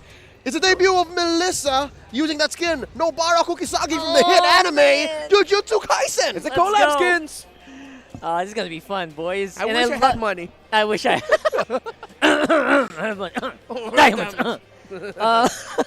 I love what you pointed out. This Melissa is going to be the biggest problem, I think, right, for ONIC. What's the strat? I think Super Friends is the only guy who actually has backline entrance capabilities in this lineup. And it's going to be read from a mile away by RSG for sure. You're just seeing that Valentine just going forward, going that dash forward. It's going to be tough here. ONIC PH can play this really smart, but it's going to be them, yes, this time going for that counter punch initiation. I think it'll be down to the entry of Dare, delaying his entry and just waiting out and looking for where that Melissa will be. That or Super Fins steals away the dragon. So it's not like they have no solutions. It's just harder to execute, but it's not impossible. Let's get into game number 2 here. Once more, it's match point for RSG Slate Philippines. Yep, stealing a feathered airstrike is also one way to do it. That's true. Great points there. At this point, look for... If I were ONIC, though, I would like to gank heavily on the Melissa as early as possible. While she doesn't have the ult. Exactly. That's one of the few ways they can do this. It's going to be hard for them to actually rush things. There's a lot of control that RSG has in terms of the river in the early portion of the game, in the mid-game, because of, well, the rotational speed of One Cho, the reach of the Farsa, and then the Fredrin as well. It's going to be tough. ONIC can pull it off, but they're going to have to check off a lot more things in their list to do it. Yeah, ONIC's win condition here is obviously, with the line they picked up, is to just group up as much as they can, maximize the penalty zone, maximize the I'm offended, everything. Make RSG Slate come to them. That's very possible. That's very possible. Which is, again, telegraphed all over to the other side. RSG knows that, guys, don't group up. Group up equals GG. It becomes a matter of I know, you know. So what's the answer? Since Sui here, dueling with H2 early on. And as you can see in the duel of Terizla versus the Toms, the clear speed, oh, look at that skin. The clear speed of one Terizla is just way too good, and it's able to send Nats back and keeping him less proactive than he would like to. You see, Dare's actually already there by that turtle pit. Melissa, the main expansion. We're going to have to watch out for that later on. Let's watch. Yep, the turtle pit is actually one of the strengths of ONIC because they're forcing RSG to funnel down onto this very tight area. Yep, huge pull here, an immaculate pull by Dare, and watch out for Super Fringe. Oh! There's a kick! That's what we're looking for right there, and that is a huge one, a huge pickup here for RSG. That's a double kill for Exhort, but the turtle will go over to ONIC in the end, and a double kill for Sensui as well. 2 for 2, but Turtle does go over to ONIC Philippines. Reptar, do we have a clear winner? That was a win for ONIC in my books. They get the turtle, they got the 2 kills. So if both of you get 2 kills, but who got the turtle? It's that man right there, Sensui. So ONIC gets a win there. But in the bottom lane, ONIC, they committed a lot of resources in that turtle fight. They're going to need to help out Nets more in that gold lane, hence why Kekadut is here now. But Light is going to answer that as well. So maybe for the next minute or so, we might see a dual gold lane for both teams. Yeah, and more battle spells are available for ONIC, so that gives them a little bit more of an edge in terms of who engages first in the next 2 minutes of this game. Now we see more of a presence from both teams in the bottom lane. For the first turtle, it was a pop. But now, Dare in trouble. Could this be a kill? Oh, the tankiness of a Terizla, that passive really kicking in. But the damage reduction is actually quite real, and of course it will be popped back up. Look at that HP, just basically almost nothing happened. The body of Smith is what it's called. And I'm glad to see, despite it being nerfed about 6 to 9 months ago, still okay, Light. Ooh. Oh! The Terrify came in just in time there to stop him from pulling out the Way of the Dragon. Clutch Terrify by Super Friends, and now Emma and Nextward are in trouble. Oh, that's a lot of damage Oh, it's a actually being counterplay. absorbed here by Kekadon, but he is not done. Eamon still wants some of that cookie, and he gets it. Although, of course, look at the damage being done by a max stacked Mortis and the Beatrix to a tower. It is destructive. And with that, he picks up his Hunter Strike, allowing for great timing going into the second turtle of the game, since bottom lane, the long lane, has been softened up. Great call there by ONIC to immediately gank Eman as soon as they can. They needed to do it, and they succeeded and got way more than we thought that they would. Getting that tower, Eman has been pushed way back. Nets can play a more proactive role now. ONIC will have the lead here in this turtle, and they take it without a problem. And this is the play for ONIC. You want to force RSG into these tight corners, and right now RSG, they're not willing to go. They don't want to go for it. They know the timing is not on their side. This is where you can clearly say it's ONIC time. They have an early game lead. If anything, ONIC's only losing the gold lane, and I think that's why they went for the push immediately so that Nets can breathe a little. Yeah, and it still worked out that Super Friends, even though we mentioned earlier about him getting more of those control long-range mages, he still gets it because he still gets the ultimate of the Farsa at the end of the day. So it's a good time here for Super Friends, and we're seeing here the effect of having the Terrify available. If he can get to time it right and is fast enough, can actually stop Light from pulling off those great pickoffs onto Nets and the key members of ONIC PH. Looking at the items, slight lead here for the Beatrix. Mid laners is actually Exord in the lead though, because he does have more kills. So this Farsa is packing damage, and that's what ONIC has to be careful about. If they miss time their entry, Eman and Exord will be able to counter punish so About hard. a minute away from the third turtle, we're seeing core items get picked up across the board, even for XP laners. Nats here now has his corrosion sight, so he's able to bite down on the targets even better. We haven't really seen our XP laners leave much of their quarter of the map. Now we're seeing and waiting for where RSG Slate.PH might find their clapback. Where can they rubber band on through? Because, there's a pull by Kekadon! Huge pull here by Kekadon, bro. And that is all she wrote there with just enough damage coming in from the Beatrix. And that caught him off guard, man. That was a huge punish. That was all ONIC. Like, they knew that they can afford it. And look, that allows the rest of them to even threaten the purple. They're just living on RSG Slate's side of the map, look. Yeah, and this should be a very easy turtle as well. Yeah, one of the ways to beat RSG Slate in their own game is to, if you can and you have the info, pick off Light, take him down as soon as possible because RSG Slate will be forced to push back. And again, 2 games in a row now for the early game.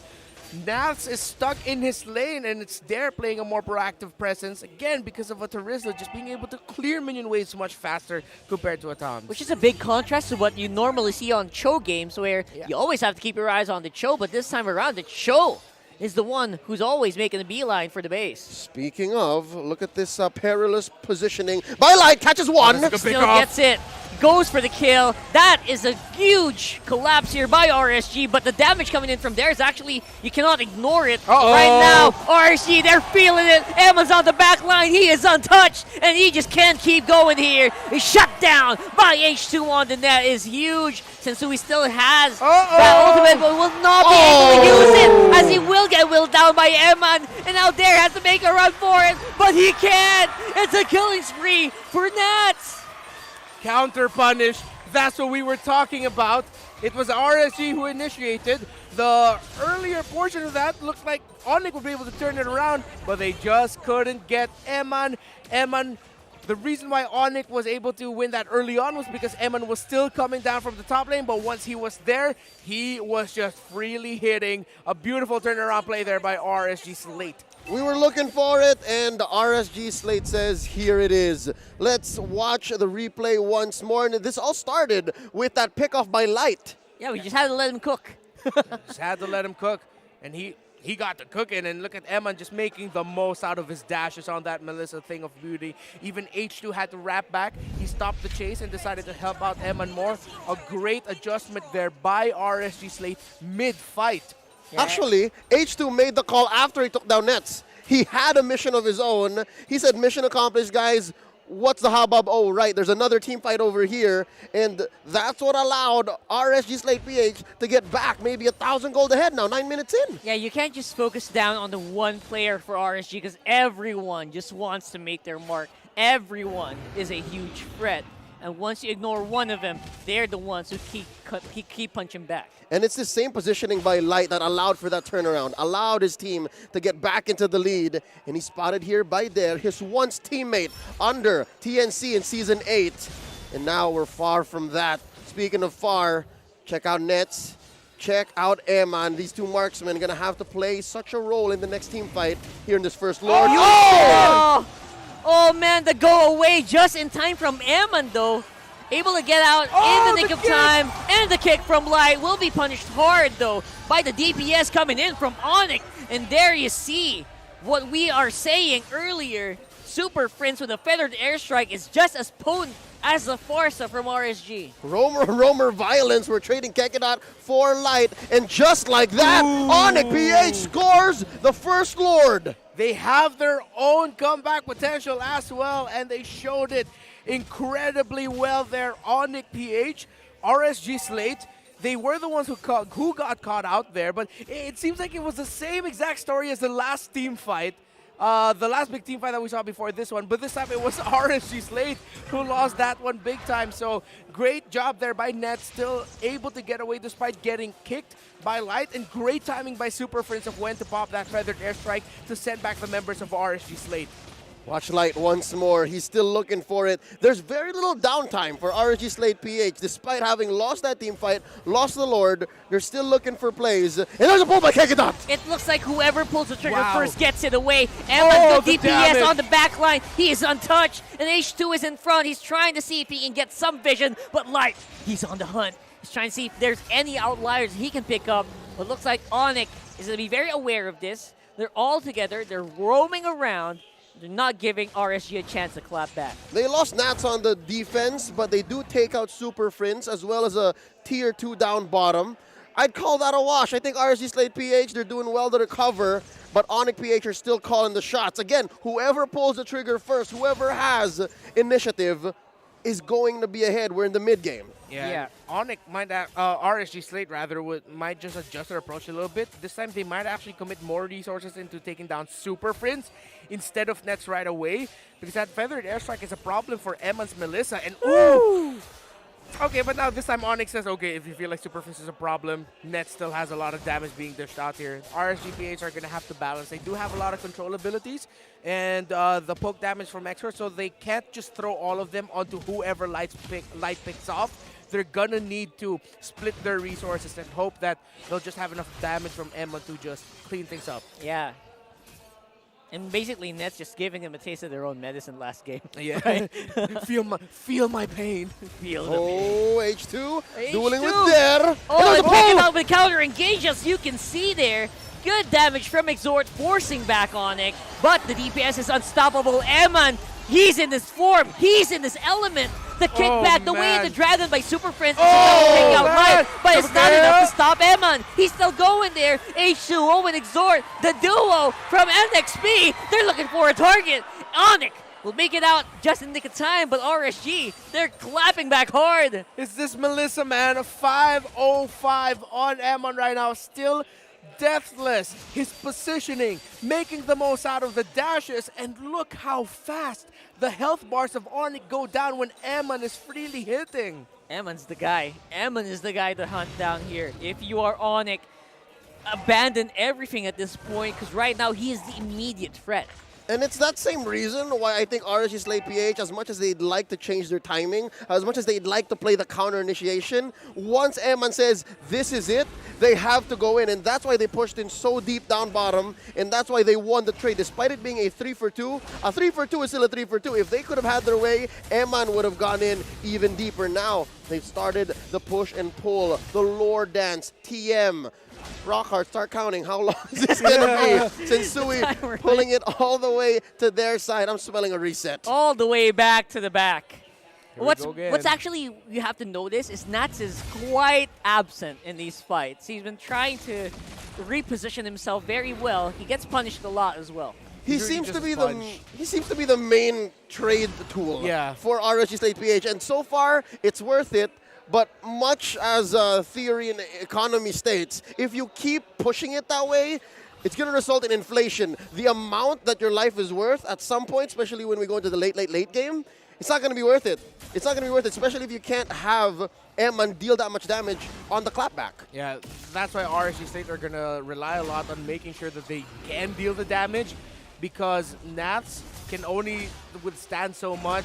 And yeah, Tom's, even with a vengeance on him and even with his ultimate up, even though he's almost fully built, he's going to go down fast. But more of like Tom's at this point is just like, okay, if you're going to take me down, I'm taking you down with me. Watch out, Lord, here at a third of his health. Conceal play by Kekadot. Oh, Sensui's the target. That is perfect. But Nets shuts down Eman.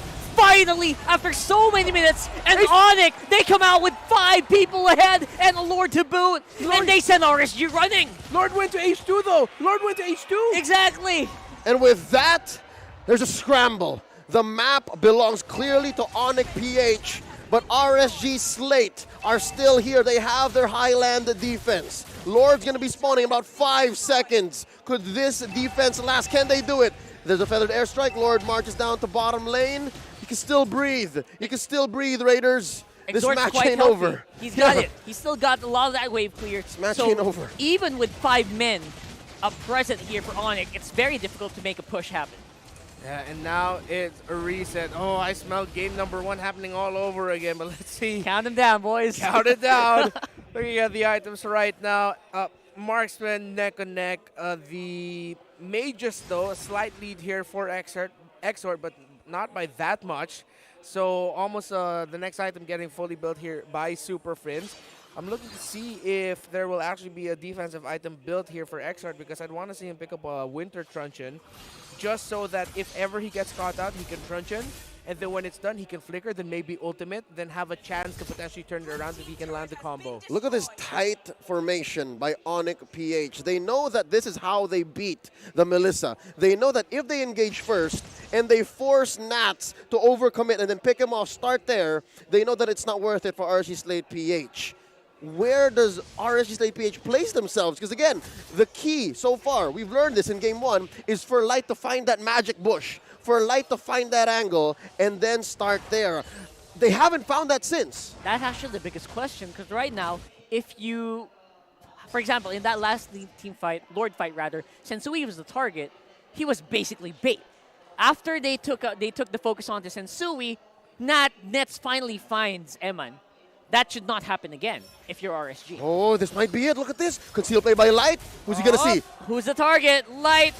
Show it up. There is no presence of Nets. Another conceal play on the side of ONIC this time. And look at Nats and H2. It's a free-man collapse straight into the Beatrix, but he's still alive for some reason. He goes down finally. It's a shutdown. Can't get out low. Superfit's in trouble. The chase is on. Ammon's alive. No marksman on the side of ONIC.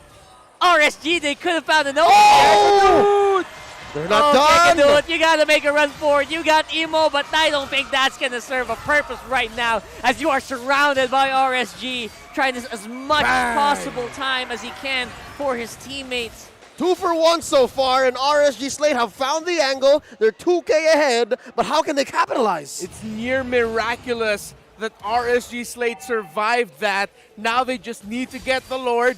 Now ONIC just needs to bide their time and wait, because it's way too risky if they contest this.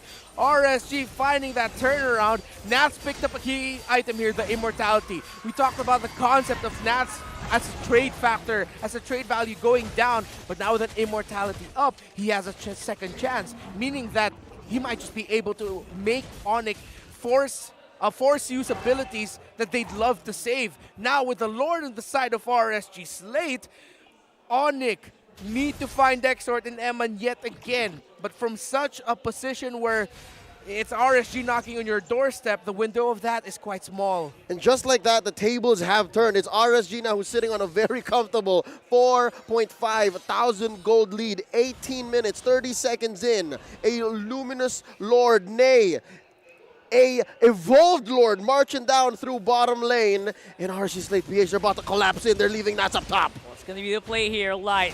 He has been able to capitalize so much on the assassinations here, but the damage from Emma, look at that. Ooh. How do you touch? How do you get near this guy? Right now, the Lord is just unstoppable alongside Emma. They take out an inhibitor turret on bottom. That's permanent damage. ONIC PH have to constantly tend to that lower lane, that bottom lane, penetrated by RSG PH. Now, just feathering over 5,000 gold ahead. It's so difficult to be ONIC PH right now. That's right. And RSG, though, they did show their cards. We saw in the last Lord fight that basically what happened here is that Nats, alongside everyone, H2, they all chased down on the just Nets. Yeah, it's incredibly. That's the play. It's incredibly risky, but one thing that ONIC can do is, oh, light! They found Kekadot! The Kekadot initiation is nowhere to be found, and the damage is real from the backline of RSG and Exhort. They want to finish this, and I think they can. Oh no! Just like that, 3-4, 4-4, Nets left. Can he do it? Can Emma get Wants it? to go for it. Waiting for the Savage. Ooh, Snipe sidestep. misses. Oh my god, the minions are the question. And that's it. Ladies and gentlemen, RSG Slate Philippines have swept ONIC. What a game! And indeed, they were slated to win their first series of the season against an ONIC PH squad who came out victorious yesterday. Hugs all around. That was only their first series, but you can see the relief in their eyes, in their body. That was a war they went through, and they come out victorious. They definitely deserve this. They showed a very tight play there, right? They showed that we have a plan. We have this armor that's very difficult to go through. And there were a lot of good attempts from ONIC, to be fair there, especially around Kekadot. But imagine in the end, they found out the plan. They attacked Kekadot first, and that really stymied ONIC. ONIC PH put up a great effort, but they could not withstand, they could not quell RSG PH's debut. What a lineup. We've seen them before, a very procedural, very systematic team with the injection of Exhort and H2.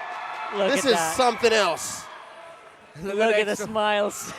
Exhort telling H2, get your moment in the limelight.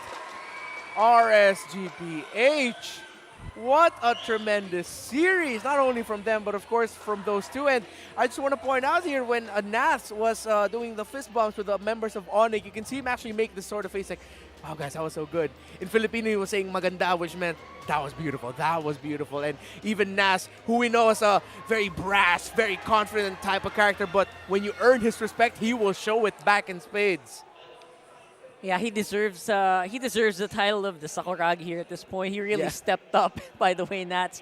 At this point, everyone in RSG, you cannot really count out anyone. They are a well-oiled machine. Huge props to Panda for making or maintaining a team like this. That's no mean feat. That's very difficult to do throughout seasons. And now this puts up an interesting question for ONIC PH. What went wrong? I mean, they were getting a majority of the games right. Game 2 and Game 1, right? You clearly can tell that, oh, the map belongs to them. They were getting amazing initiations, and they had a concept right. Was it a matter of lacking finishing power? Because if I'm not mistaken, that's where RSGPH was back then. Yeah. It was also their lack of reach. Although, yes, we saw multiple times when they were able to find targets, when they were able to find Eman, it was rare for them to get situations where they would find them both. It was either one or the other they would find. But when they did, that's how they'd be able to get control. But it didn't happen enough for ONIC to get that massive lead. For them to force RSG just in the base. RSG always had either Eman or Exor still alive to clear minion waves and help them push out forward. It's actually quite amazing because ONIC did know. They knew the assignment. right? There's a very strong damage dealer on the back. They tried to go for it, they just failed. That was it. Let's go ahead and throw over to the stage and hear from RSG Slate Philippines. RSG Slate Philippines taking today's win. Congratulations! Ang ganda ng ipinakita mo, Emin, especially with your signature Beatrix. Parang mas lumakas kayo, I mean, like together this season in terms of your chemistry, ibang-iba na din. Anong ginawa niyo off-season? Because now, you have an additional player. Anong ginawa niyo off-season para mag-bonding? Ano lang po, practice lang po ng practice. Yung dalawa po, si H2 tsaka si Extort. Speaking of, sige nga, H2. Your debut game with a different team. How is that for you? Ano po? Ano po? How is this for you, being with RSG? Masaya. Masaya po sila kasama. Tsaka, nung pagkapasok ko po talaga sa RSG, talagang winelcome po nila ako. Hindi po sila mabigat kasama, tsaka nakakailang. Sobrang nakakalose ko po sila agad. Anong unang sinabi sa'yo ni Exort? Ano po? Anong unang sinabi sa'yo ni Exort nung nagkita kayo? GG na sabi. GG na. Siya natanong siya kanina eh. Tinanong siya kanina how it's like to play with you again. Ikaw, anong thoughts mo about Exort? Okay lang. Wala. Nakakasawa na yung mukha niya eh, pero... pero masaya ulit na naging kampi ulit si Exort. Kasi, nung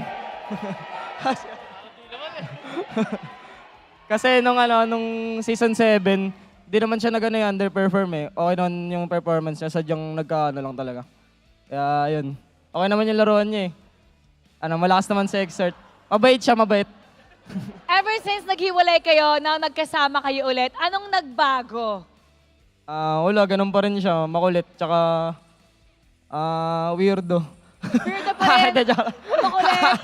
Pero meron akong isang nakitang nagbago. Ang buhok, tignan naman natin. Come right up. Ano yung concept behind yung haircut mo ngayon? Nagbago ka, ha? Mahal po kasi sa shampoo at sa conditioner. Mahal sa shampoo at conditioner. Ngayon, Season 11, what do you think also is the biggest change para sa RSG Slate Philippines? Yes, mga sa rotation, din sa gameplay po. Kasi nag-iba na po nung wala si Aqua at si Demon Guide yun. So, ayun, nakakapag-adjust naman po kami. And now, anong gustong patunayan ng RSG for the Season 11? Try ulit namin mag-champion para ma-disband yung MSC o ganun. And this is the first step to defending their throne para sa MSC. Once again, congratulations to RSG Slate Philippines. You may now take your walk.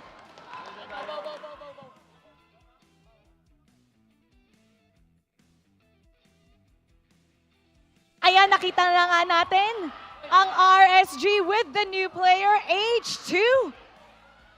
Finally, nag-reunion na sila ni Exort.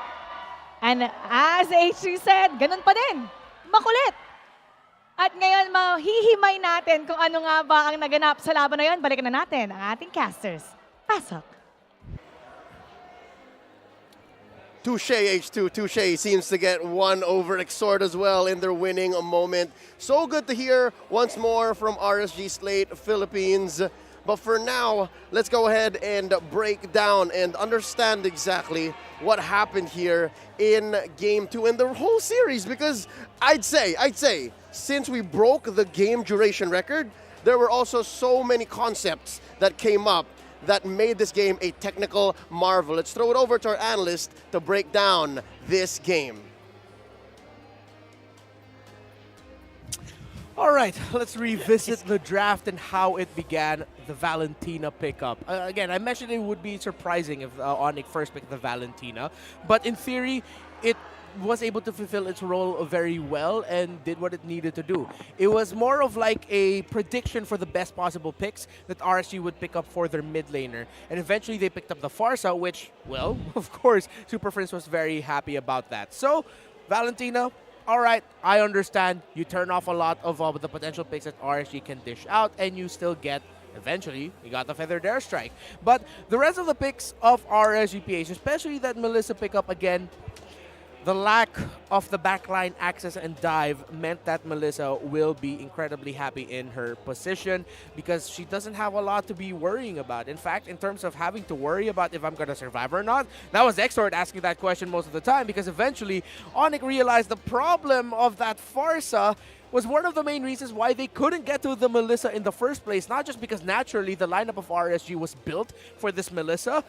You could barely get close to Eman because Exort was always just by him ready to stun anyone. Of course, Melissa with her go-away ultimate makes her harder already to catch. So what ONIC PH did in their adjustment was, and how they were able to find control of the game was, they looked for light. They looked for whoever they could find in the jungle, trying to get positioning, and then pick up their victories from there. Once they get the pick off, they know that RSG very dependent and light in this scenario for their lineup, even though they have Nats and H2 there. They're confident in securing objectives or pushing out more in the map. So ONIC, we saw once they're in control in that scenario, they're in very, very good hands, and they actually have good counterplay capability. But you know who has better counterplay capability, though, in their lineup? It's RSG Slate-PH. Again, we mentioned the factor of ONIC rarely finding times where they get to catch the Farsa and the Melissa at the same time. With either of them still alive in the map, and as well with the other members of RSG Slate-PH, they have fantastic wave clear. Hence why ONIC PH couldn't find that turnaround and the turnaround capability to get kills, clear waves, get towers. They could barely find that. And you saw how the window of opportunity for ONIC was so small here. If they left Eman to his own devices, if they overcommitted onto one and Eman was nearby, the counter punish was so real in situations such as this. We also have to revisit a play that happened at around 17 minutes into the game, wherein it was actually a beautiful positioning by ONIC with how they used the conceal play to get to that shrub up top. But what happened was, what we're seeing here now, it's not the exact play, but Eman being able to survive and stay alive and being able to deal damage onto the members of ONIC. And as you look at the highlights, it's the highlights play. That seems to be the common theme here. Again, Eman completely unreachable. You understand why they pick up the Terizla in the scenario, because with that, you get someone who, again, shuts down Nats in the early game, and that's what we felt. But RSG, just unfortunate for ONIC, it was them who controlled that early game. And so the efforts that Dare did on that Terizla would eventually fall off, because now when you're all sticking together at 5, what's there to do? Yes, he had his key pickoffs as well with the penalty zone. Hence why actually ONIC was able to find that turnaround to get more control into this game and stop the snowball that RSG had that was crashing onto ONIC. But it's all a matter of principle. How are you going to get to the Melissa? If ever you get the Melissa, what are you going to do to the Farsa? Gentlemen, it didn't feel like going into this game that it was one of those games where in the draft alone it was already clearly obvious who had the trump card over the other? Or was there really just like a universe where you could look at it and say that this was a tightly contested draft? All right, we posted this question earlier, right? Yeah. As soon as they locked in that last hero, what are they going to do against the Melissa? So it's a damned if you do, damned if you don't situation for ONIC PH. And I think we saw a reason why Terizla is going to be a little bit hard to sell to other teams in this season so far. Yeah, great in the early game, the lane management scene, but once you get into the team fight scenarios, yes, you land the penalty zone. That's great setup, but if you don't, what happens? It's very linear, one-dimensional. Yeah, one-dimensional. Yeah, so we wish the best for ONIC PH, but for now, congratulations to GG RSG. With that said, we'll see you when we come back after the break. 11th season of MPL Philippines is brought to you by the following sponsors. Smart, the official tournament telco partner of MPL Philippines Season 11. Our official sponsor, Infinix Note, ultra-fast gameplay. Our partners in Esports, Maya, it's everything, and a bank. And Secret Lab, the official gaming chair of MPL Philippines. Experience the MPL Philippines Season 11 action live at Shooting Gallery Studios. Tickets are now available via tickettome.net. Get yours now. If you missed the matches and want to quickly recap what happened, visit our official website for post-match reports at ph-mpl.com/news. To ensure the quality and fairness of our games, MPL Philippines is also monitored and supervised by the Games and Amusement Board.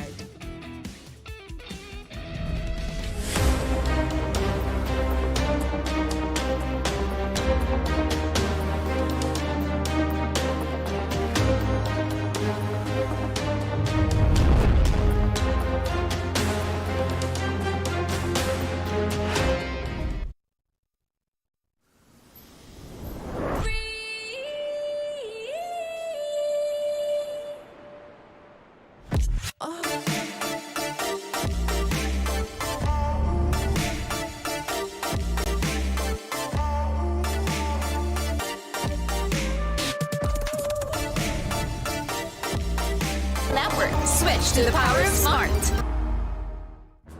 When you're in moment.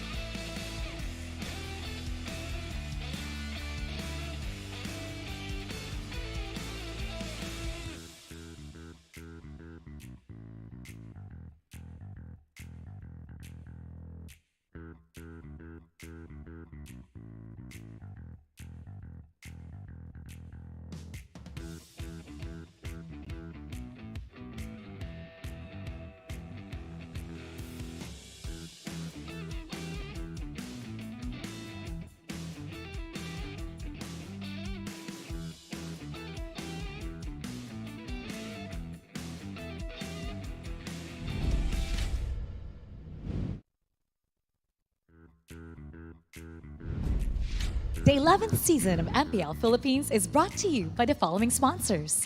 Smart, the official tournament telco partner of MPL Philippines Season 11. Our official sponsor, Infinix. Infinix Note, ultra-fast gameplay. Our partners in esports, Maya, it's everything, and a bank. And Secret Lab, the official gaming chair of MPL Philippines. Experience the MPL Philippines Season 11 action live at Shooting Gallery Studios.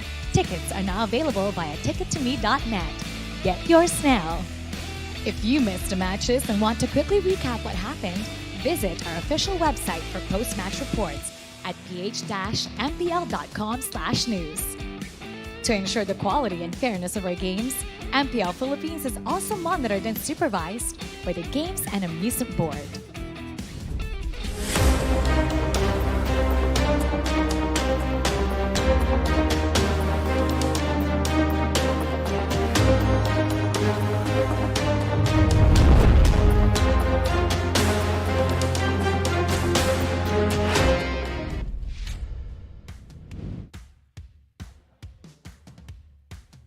We're back for more MLBB action. Now up next, two old empires meet, Smart Omega and Bren Esports. Now these two teams did not get a desirable result in their match yesterday. But today, they hope to end their week with a W. Sino ang makakakuha ng kanilang unang tagumpay ngayong regular season? Simulan na natin. Casters, pasok! A podium finish in every season since his debut. A valiant effort in defending their title in Malaysia. What else does Ryzen have to do to prove himself? A win over the M2 World Champions, Bren Esports, perhaps? Welcome, my boy, at your service. My name is Leo, joined here by Rockhart and Renmar Santa Cruz. Gentlemen, we're closing up tonight with Bren versus Smart Omega. I love the title card there. Two empires. Empires are basically here since the beginning of the league. And it's about high time that one of these guys finally come out on top. Will this be their season? Yeah, will it be their season? Will it be their game? As Mara put it in the question earlier at the start of this portion of the program, who's going to get the W? Because it's going to be tough to end week one without any wins. Omega already has one game under their bag, but Bren Esports got swept in their match yesterday. And how interesting is it that they're two vanguards, the two knights, dueling, jousting in this best of three. In the front lines are relative newcomers. Again, Ryzen here since Season 8 and Kyle Teasy here since Season 10 in the jungle. It's high time that we talk about Ryzen. He always gets behind on the spotlight because of just how much of a star power his other teammates always show in the games, right? And he does so much for the team that people don't usually see. Yeah, I'll never forget his performance in MSC 2022, of course. Omega ended that at third place. But man, Ryzen really put himself in the map in the world stage. And even in MPL Philippines Season 10, I was there in the meeting when people were asking, what are some of the highlights of Ryzen? This is one of the first ones I suggested. His Julian gameplay here against Blacklist International back in week 6 day. That was in week 7. This was going back all the way to week 6. His amazing Fanny defense. Look at him just cable forward, deal some damage the Lord, cable back, he's gonna heal, cable forward. I'll never forget this moment for Ryzen. And even though he's a very low-key player, in his storied career now, since he took over for the main role over KLVJ in Season 8, this young man has already had his fair share of highlights. So yes, it's about darn time we talk about Ryzen. And I can feel for him because personally, people don't notice him that much because he's not as outspoken, right? And that sometimes dwarfs them. But that doesn't mean that this guy does not have razor-sharp skills, as you can see right on your screens. Fellas, you lost me at cable forward.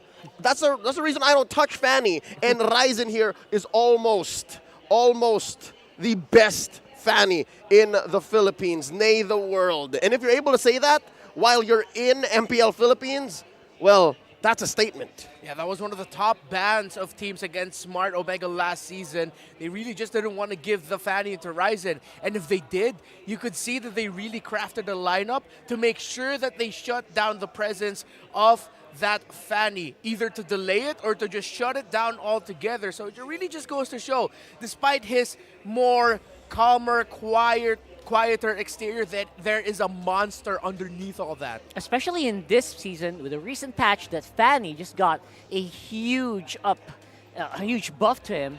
I think this is high time that people just keep your eyes on this guy, because he deserves it.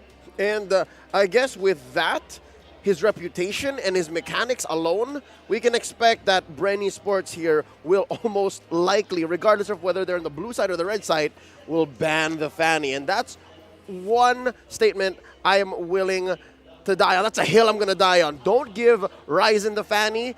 And we also played one highlight wherein he played the Julian. Julian recently got buffed too. Oh yeah, Julian fell off near the end of last season, especially at the end of Season 10 and going into M4. But recently, they buffed up the damage output of his enhanced sword and scythe forms. So, it looks like we're not Ryzen, but Julian. See how synonymous they are? See, that Julian just looks so attractive as a pick right now. And with that being said, let's hear from the man himself. Dean Sumagi is at courtside with our very own Odin before the match begins.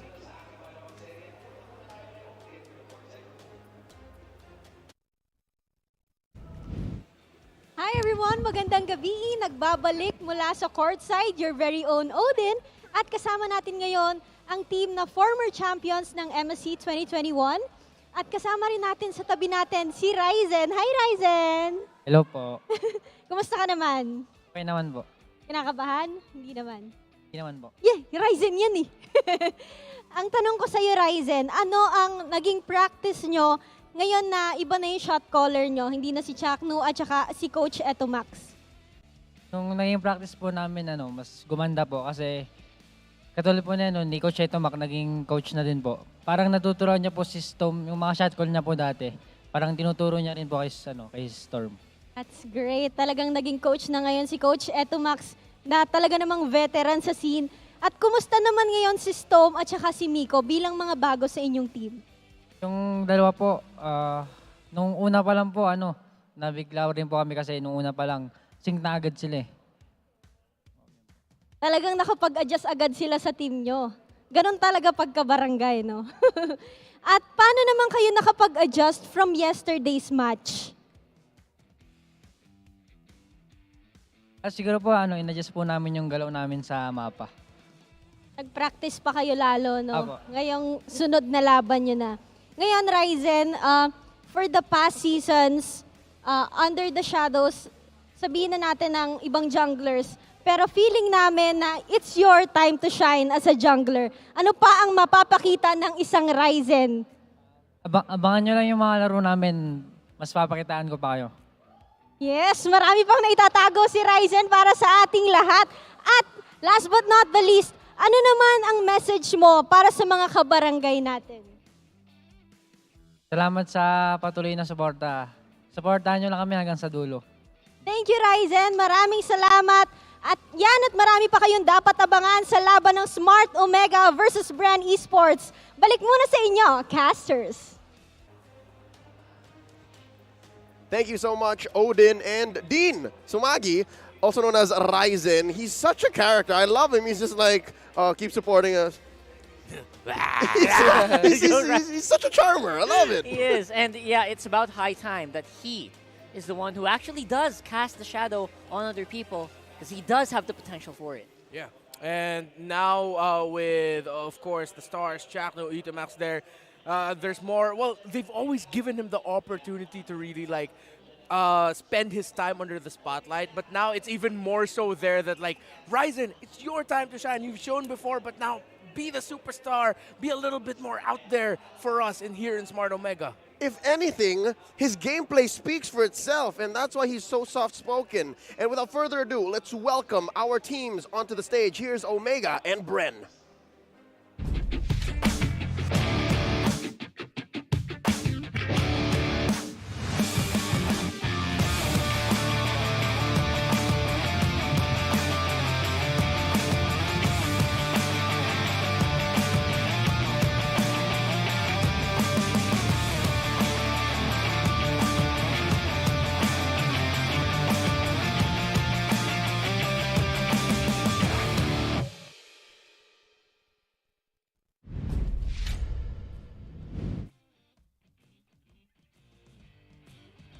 They might be coming from a loss, but Omega comes into this match with their heads held high.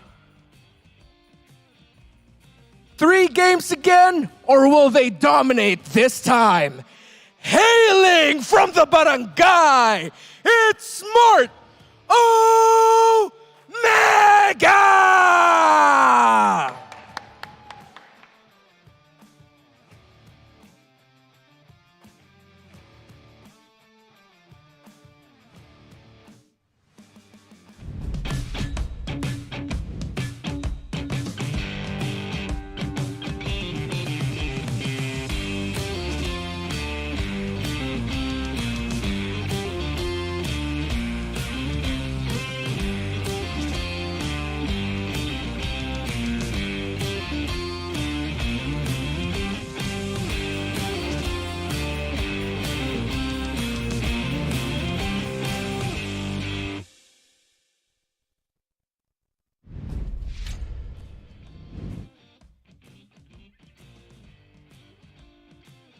The Bees look unfazed by the sting of defeat after yesterday's match.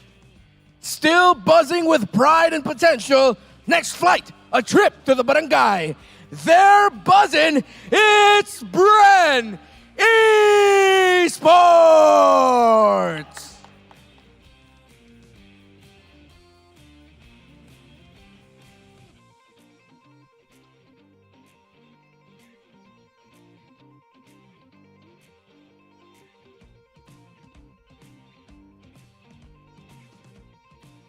And of course, a warm welcome for our coaches, Coach Bren and Coach Itamax.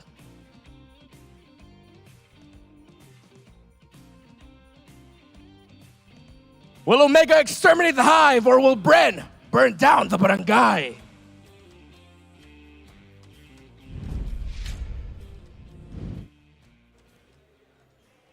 The barangay are fielding their main 5 here, with Luis sitting this one out. It's Kelra, Ryzen, Renzio, Stome, and Miko.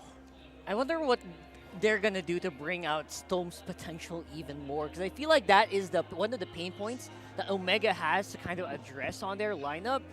Miko has been doing a pretty good job of actually sort of filling the shoes of Chaknu. Admittedly, a very big shoe to fill. Yeah, and Miko did show brilliance yesterday. And it was still a tough series though, but we saw that when the going gets good, man, Miko can really show off his abilities. He'll be facing off against Bren Esports. This is a majority of the SEA Games lineup. The national team will be sending over later this year. It's Super Marco, Kyle Teasy, Flap Teasy, Few, and Ogwin. Still very impressed with Kyle Teasy's performance in previous days. I feel like he's starting to get up there. He's like, I feel like he's sort of an engine that's just warming up at this point because he's got blades for sure to show. Yeah, but it was still a difficult showing for Bren Esports. We didn't get to see the brilliance that we saw leading up to MPL Philippines Season 11. A bit of flashes here and there, but not really the dominating performance that a lot of us were expecting from Bren. Glad to see that Flap Teasy has found his mojo once more. He's here, and we missed him. He hit his stride in Season 6, going into Season 7, right after they won the M2 World Championship. And as a young man, alongside his TZ brother Carl, now a world champion again, it's nice to see him back in the opening lineup. Let's go throw over to the keys to victory. Thank you so much, casters. Nagkaroon ng maraming changes ang dalawang teams na to. At nakita din natin na nag-struggle sila dun sa kanilang unang serye nung kahapon na what we saw them. So what they needed to do to fix that ay mag-anticipate ng initiation ni Ogwin. Simula. Yan ay para sa Smart Omega. Napansin natin na ang naging cornerstone talaga ng Bren Esports when it comes to team fighting is yung mga initiations coming out from Ogwin. At alam din natin na kapag komportable at nakagawa ng setup si Ogwin, doon din nagkakaroon ng opening para ma-activate sila Few at yung iba pang mga members dito ng Bren Esports. Yan ang kailangang i-deny ng Smart Omega agad-agad laban sa Bren Esports. Bilang mga bestie naman, Bren Esports needs to answer the draft and play to make the roam mid rotations of Omega difficult. So kung ang sa Omega ay ma-shutdown doon si Ogwen, halos pares din mula sa side ng Bren Esports dahil ang napansin nating movements from their mid lane duo ay lagi silang magkasama. They always rotate together and this is one thing na kailangan i-shutdown ng Bren Esports. Tandaan, ang Bren Esports ay nakadepende rin doon sa kanilang gold lane kaya mahirapan sila kapag hindi nila na-shutdown yung mid lane duo. Lastly, control the center, river, and the jungle. Control the game. Yan ang naging susi for sure para sa success ng Omega from the past seasons. With their new flavor of Stone and Miko, ganun pa rin ang kailangan bantayan ng Bren Esports. But we know for sure na yun din ang kailangan nilang pigilan ng Omega sa Bren Esports. That's the Keys to Victory brought to you by Infinix. That last line seems to be where neither team might want to make a mistake. I'd say whether it's Miko or Ogwen who makes it first to the jungle or the river, that might make or break both teams' initiations. And I think Bren is very willing to draft into these win conditions. Yesterday, we saw the Selena, a huge throwback to Captain Few from the olden days, right? And that is one hero that really can control those areas and can get and net that victory. Yeah, actually, that's one of the reasons why when Wolf and I were working together in the Keys to Victory, we decided that because we were thinking exactly of that Selena factor for both of these teams. It's not just there for Few, it's also there as a roam option if ever Miko wants to do it. And that is has already been shown by Miko in the past, if I'm not mistaken. Yep, that's one of the few things that differentiate him from the Mamba, who we all sorely miss. But here, it's all about the new Omega. Now, we go into the draft, and we're seeing current bans. It's the Kadita and the Kaja for Bren Esports. That much we can say. And here in the opening week of MPL Philippines Season 11, Coach Ducky is still out. So it's Coach Bren who's taking the reins. I like the first ban Kajas whenever these team picks up, because that means that they're expecting or they're heavily drafting towards someone who is very mobile, most likely in the jungle, most likely around that gold lane. So that actually gives out a lot of info to your opposition. Opens up possibilities of a lane, because you don't want to play a lane with a Kaja around, right? Heroes like that, well, Lancelot, and especially these Joys, but unfortunately will be banned out. Yeah, looking at the side of Bren Esports, again, going back to the shared key to victory of taking away heroes or making sure that you control the middle portion of the map, the river, the jungle. They take away 3 heroes that do just that very well, the Karita, the Kaja, and the Eve. And with that, they pick up the Flap TZ Glue as their first pick. I love it when teams do this. If you take out so much control, that means you want to soak everyone in chaos. Yep, you want to be the aggressor. And it looks like Omega has read into that, and they're picking anchors in the mid lane and in the jungle. But again, they can still flex this. We have seen Renzio play the Fredrin since yesterday, and now what's Omega going to do here once Bren makes their last picks for the first phase? I actually want to talk about that a little bit. Ren, if you put Fredrin on the XP lane, I feel like it has a different hit, right? Compared to a Fredrin jungle. It just feels different. You're not as, I'd say... proactive? Exactly, yes. Your jungler now has to play something else. But a jungle Fredrin, it's second to none. Again, whenever you want to take Turtle, you're most likely to get it. Almost as good as an Akai will. Yeah, S tier definitely in terms of jungle picks. And Fredrin in the XP lane, that's why any team that picks Fredrin early on want to think about the flexible options for it. Because if you're going into a draft and thinking, okay, we're going to play Fredrin in the XP lane, you might get punished. High chance you're going to get punished for it in the second phase. Now, the second picks here for Bren Esports, they get a comfort pick in Kyle TZ with the Hayabusa. And of course, with Eve gone, Bren Esports pick up one of the top 1 options shared in positioning there alongside Eve the Farsa with being able to control the fight. And we saw in the previous series just how much a Farsa can do for a team if a team that it's up against doesn't have any tools to go up against it. So, will Omega think about picking up something like a Yuzong this early on to go straight for that Farsa even? There's an odd absence of Faramis. The answer to the glue is still out there, but neither team oblige. Instead, they're going to secure their gold laner, and this puts Bren in a weird position. Is Omega going to attack that gold laner? Are they going to take out the Brody? Are they going to take out the Beatrix? That seems to be the more logical option. So you want to be able to extend or, buff up to what Kellera can do with the Claude. I love it when you take out Beatrix. Just stop that sniping capabilities. Let the Claude farm close range. And then you can kind of just play around your draft from there. Yeah, if I'm Omega, I would rather not give the Brody. They're still also going up against the Farsa. But Smart Omega, they did their homework. They saw that yesterday Super Marco played Nathan, and Nathan is actually a comfort pick of Super Marco. He was able to reach top global with that hero. So even though they didn't get a win, they're still respecting the hell out of it. Yeah, personally, I hate Nathans right now in the ranked games. They're destroying you with laser precision. The attack speed on that hero right now and the damage he can do is just disgusting. Even if you do build a Radiant armor, I wouldn't say I'm confident facing off against a Nathan, despite him having now better magic growth, better built as a magic marksman. Now, the answer from Bren Esports, they saw how well Miko plays that Ruby, again, as a momentum breaker. And again, when it comes down to these river engages, you don't want to get caught out by an I'm offended. So, good call here from Coach Bren. Yeah, it would definitely pose problems for the Hayabusa at the same time. Quick flicker forward to interrupt the Farsa if they could find it. So they're willing to give up the Brody. They ban the carry instead. So it looks like Smart Omega might be looking more into front-loading the front line with really tanky presences. But at the same time, if we go back, before carry was the in thing, there was Super Marco in MPL Philippines Season 10. We're at one point near the end of the regular season, even week 6, week 7. He was still undefeated in carry. I believe it was a 6-0 or 7-0 stat line in games for Super Marco. That's correct. So they front-loaded, they removed all of the marksmen except for the marksman that we thought would be their priority ban. So that is so interesting, right? That's basically Coach Etomax and Coach Pakbet saying, you know what, we'd rather deal with the Brody.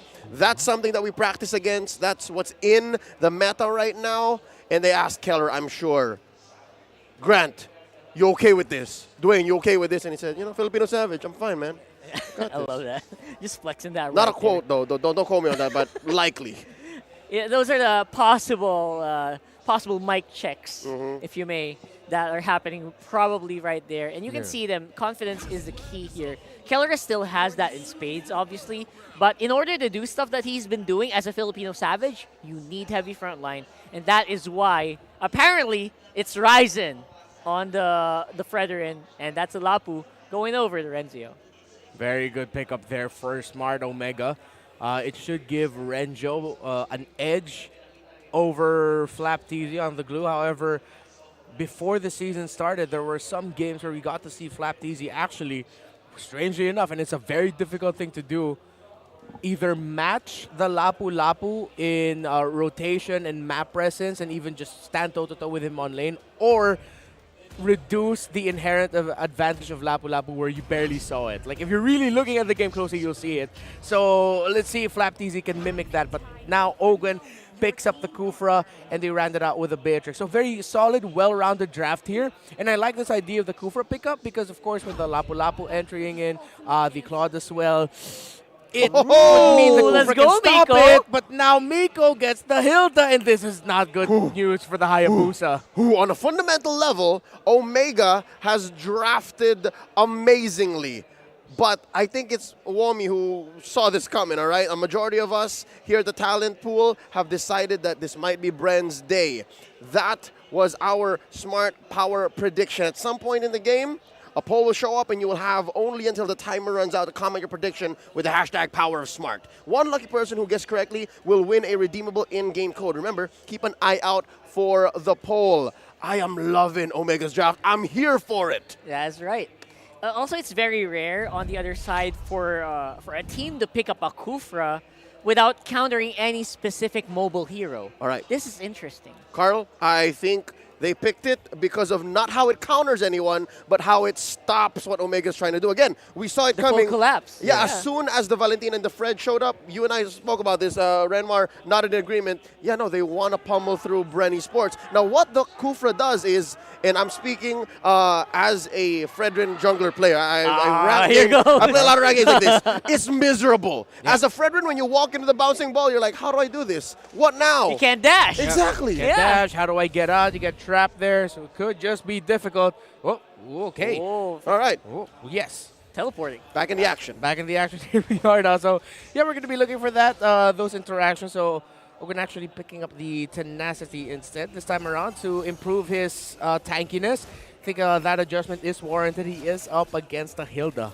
Yeah, they seem to be quite happy and quite comfortable here on the invade here. And oh man, Miko on the Hilda is gonna be hell. It's gonna be hell. Look at that. Ryzen actually quite low. Flapteasy and Ogwin, they're trying to go for it despite no one actually being present to go for the DPS.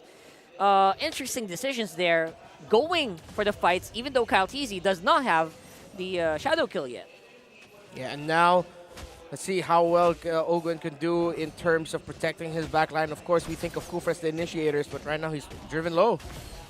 All right, you want to go for something here, but again, Bren quite seems to be ready for the Miko invades that you actually see even before the game starts. You can already imagine it. You can picture it. Despite the less than ideal start for Omega's Hilda, right? Didn't spot out the Hayabusa to begin with.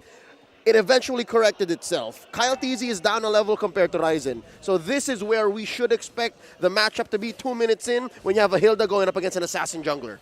Yeah, now with the first turtle up, Flapteasy gets pushed back. So Omega are going to be a man up unless Flapteasy will actually just hold on there in the bottom lane. Mid lane, though. Oh, Stone might be in trouble here. Will be forced to use the flicker to get out and get to safety. But that opens up the rest of the team to take out that turtle. Free as it gets. Again, Ryzen had zero contention there, no resistance from Bren Esports, despite that close call in mid. Yeah, they understood the timings of the Hayabusa, the purple buff was just coming up, and that Kyle Teasy would prioritize it.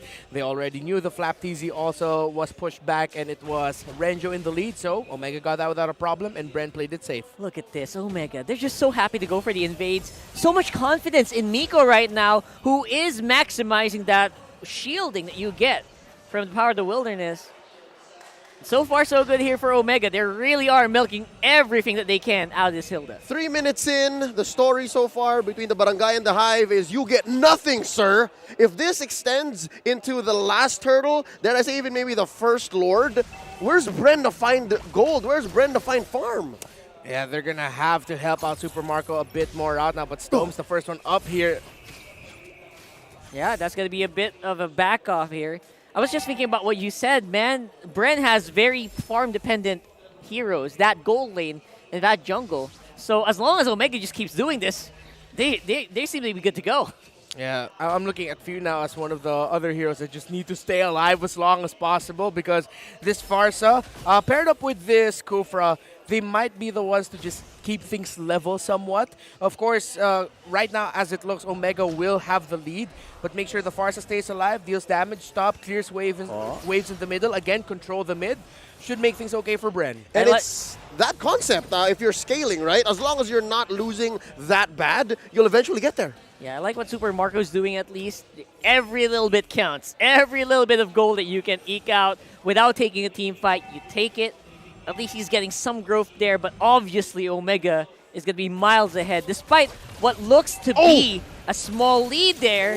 Look at this, the omnipresent threat of Stone here on the Valentina. Yeah, there's going to be another turtle up and another free one there for Omega.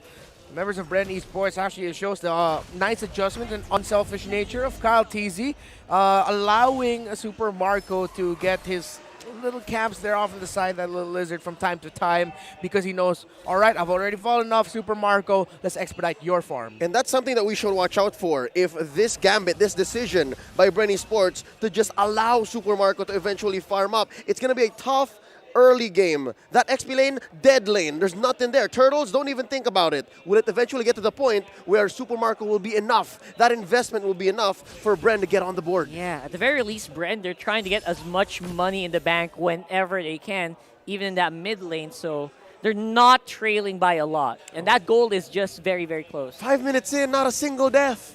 This is a pacifist run for Bren and Omega. Yeah, the most pacifist game I've ever seen, actually. Yeah, and you don't really expect that from these two teams. So hold up, though. Oh, look at that. That's a huge knock-up on two people there. That Kufra is paying itself out in dividends. And that is first blood with 2 kills in favor of Bren Esports. Oh, Master Blaster Ogwin. Just in time. It was like the picture-perfect timing. I'm going to help out my gold laner. Oh, hey, I caught 2. They were like on a synchronized, what do you call that? Oh! One more time! One more time here for Master Ogwin. He's not done! Ladies and gentlemen, we were not waiting for a late game investment. They were just waiting for the perfect moment. And Master Ogwin says, now! Over and over again. Oh, man, it has Omega going, oh my God, because Ogwin from out of nowhere twice. And that's what you also have to watch out for the Kufra, where if he doesn't have to worry about peeling and defensive maneuvers, he's going to be aggressive and strike from you when you least expect it. I think the only thing Ogwin was waiting for was maybe that conceal to Yeah. get activated on that Kufra, and then he was going to do something. It's my time to shine. And it looks like Omega are going to be struggling this time around because the Hilda Gambit didn't work. They didn't keep Kyle TZ down hard enough or long enough, and now these turtles, they couldn't translate into an actual combat acuity. That was a pretty big punish. That Hilda was all that Omega was using to get these objectives, and now that is gone for the meantime, but Stone will be facing off with the feathered airstrike of Few as well on the other side, forcing Omega to back off, and finally, Bren might be on to their own turtle. Ooh, bees are breathing a little less heavy now as a string of sequences find them with their first turtle of the game, ensuring that Omega doesn't get all 3. And it goes to show the difference of what happens when FlapDZ is able to get into the turtle in time because he doesn't have to worry so much about Renjo, and if Bren Esports rotate together. Oh no, where's Miko gonna go though? Aside from the top side advantage for Bren Esports, looks like Miko also gonna get punished once more. Well, Bren Esports squad, that was a trio folding in half their roamer of Omega down in that river. And of course, off camera, a 1v1 kill by Super Marco on camera. I wonder what happened there. An impressive one at that. They just caught each other in a scenario where they just both decided to duel it, but looking at the health at the end of that fight, Super Marco won that comfortably. Scouter with his first death of the game, and now it's going to be Omega having to crawl back. Ogwin trying to get something done once more on the side of Omega's jungle. Of course, Omega not really obliged to go and initiate with him, but will be suffering with a tower loss in the middle instead. This is difficult for Omega. From taking the buffs away from Kyle TZ to actually hiding in bushes, threatening kills. Now it's Ryzen who's struggling to keep even his own purple. Yeah, and we go back again to the idea of just investing everything into Super Marco. It's not just about the items, it's about how else he can move around the map. The moment that they were able to secure that nice play up top, it's like, all right, I can go down bottom lane now. Alleviates the pressure off of FlapDZ. And since Brent got the lead there, FlapDZ, though, in a bad spot. They want to go again. Ogwin's initiation, though, will be a little bit more softer this time around, as Omega will have a little bit of an opportunity to go for a chase, but they opt to not go for it instead. Just making sure that Bren kind of respects their fence. There's a Lord coming up in 10 seconds here, and the ball is clearly in Bren Esports' court.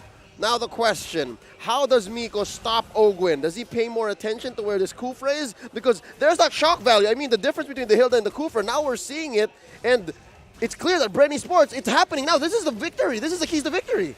Yeah, huge attempt here for Kyle TZ to go for Kelra, but will be unsuccessful. They do take Miko once more. This Hilda's being heavily punished here. Yep. Man advantage for Bren Esports here as they go ahead and try to take down the Lord. They're making quick work of it, Mo! Oh, Kyle TZ That was a bit of a threat, but he did not really have the shadow kill. Just threatening a little bit here, and Omega took the bait. A lot of space being created by the feathered airstrike, and that will result to Bren taking Lord number 1. One of the most impressive and swiftest turnarounds in an early game disadvantage that I've seen in recent history. Bren Esports, if you want to win like Bren, scan the QR code to redeem some awesome prizes. But right now, Bren is just winning everything. That adjustment, the moment Super Marco was freed from his lane, I don't think Omega expected that Bren Esports would adjust that quickly, snappily move into the position around that third turtle. And then, of course, they're being just surprised nonstop by Ogwen right now. Ogwen is the one setting the tempo in this game. And it's not even the fact that the Kufra bouncing ball is stopping the advances of Omega. It's more of that surprise factor. Again, Master Ogwen, the master strategist, the master tactician, starting up team fights that Bren can clearly win. It's so hard being Omega right now. You're trapped inside your base. You gotta commend Bren. They don't want that flashy start. They just want the smooth finish.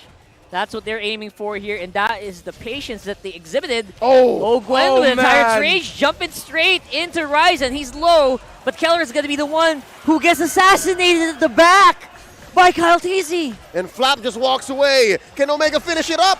Oh, they're trying really hard, though, but they will be able to get 1. So that is 2 down for Bren Esports. Still a 5K goal lead for the Bees, though. Yeah, and great call by Bren Esports to push the envelope there, because even though Flap and TZ and Ogwen, it looked like an initial, hey man, this is a little bit too aggressive, but they got the job done. They got Kelra, and that happened right after Kyle TZ got to full build that BOD. So they know that once Ogwen goes in, sets up, Omega will answer, Keller will try to enter, but Kyle TZ was ready to dive straight into the back line. And for Bren Esports, you're happy with that. That's all you needed. Despite it becoming a 2-for-1 trade, that's one of the few things that Omega is actually holding out for. I was about to say, hey, at least Keller hasn't died much yet. But now, given the situation, you're down 5K, you're Kelra, you're killed twice, and even Kyle TZ, just Kyle TZ alone coming in the back line might be trouble. Oh, initiation by Ogwen will be missing out on the wall, but Miko will be able to survive because of that. So for Marco, great micro here.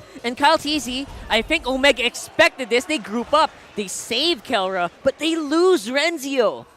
Oh, that looked really good for Omega for a moment, but the presence of Kyle TZ diving straight into the backline onto Ryzen, Miko, and Kelra meant that they could no longer help Renjo. What was supposed to be a good play for Omega turned out to be a fantastic counter by Bren Esports. If we know Omega, and boy do we, they've been here quite a while, we know that it's at this precipice in the matchup, 13 minutes in, they're down 6K, 7 kills away, an inhibitor threatened to be taken down by Bren. They're putting all their eggs in Kelra. That's what's going on in Omega's mind right now. The barangay is hoping, Kelra, Filipino Savage, come on, it's up to you. And of course, the star player being hunted down over and over again by Kyle TZ, one of the prodigies from Bren Esports. Whoop. And as you can see, every time that shadow kill is up, he's going to use it.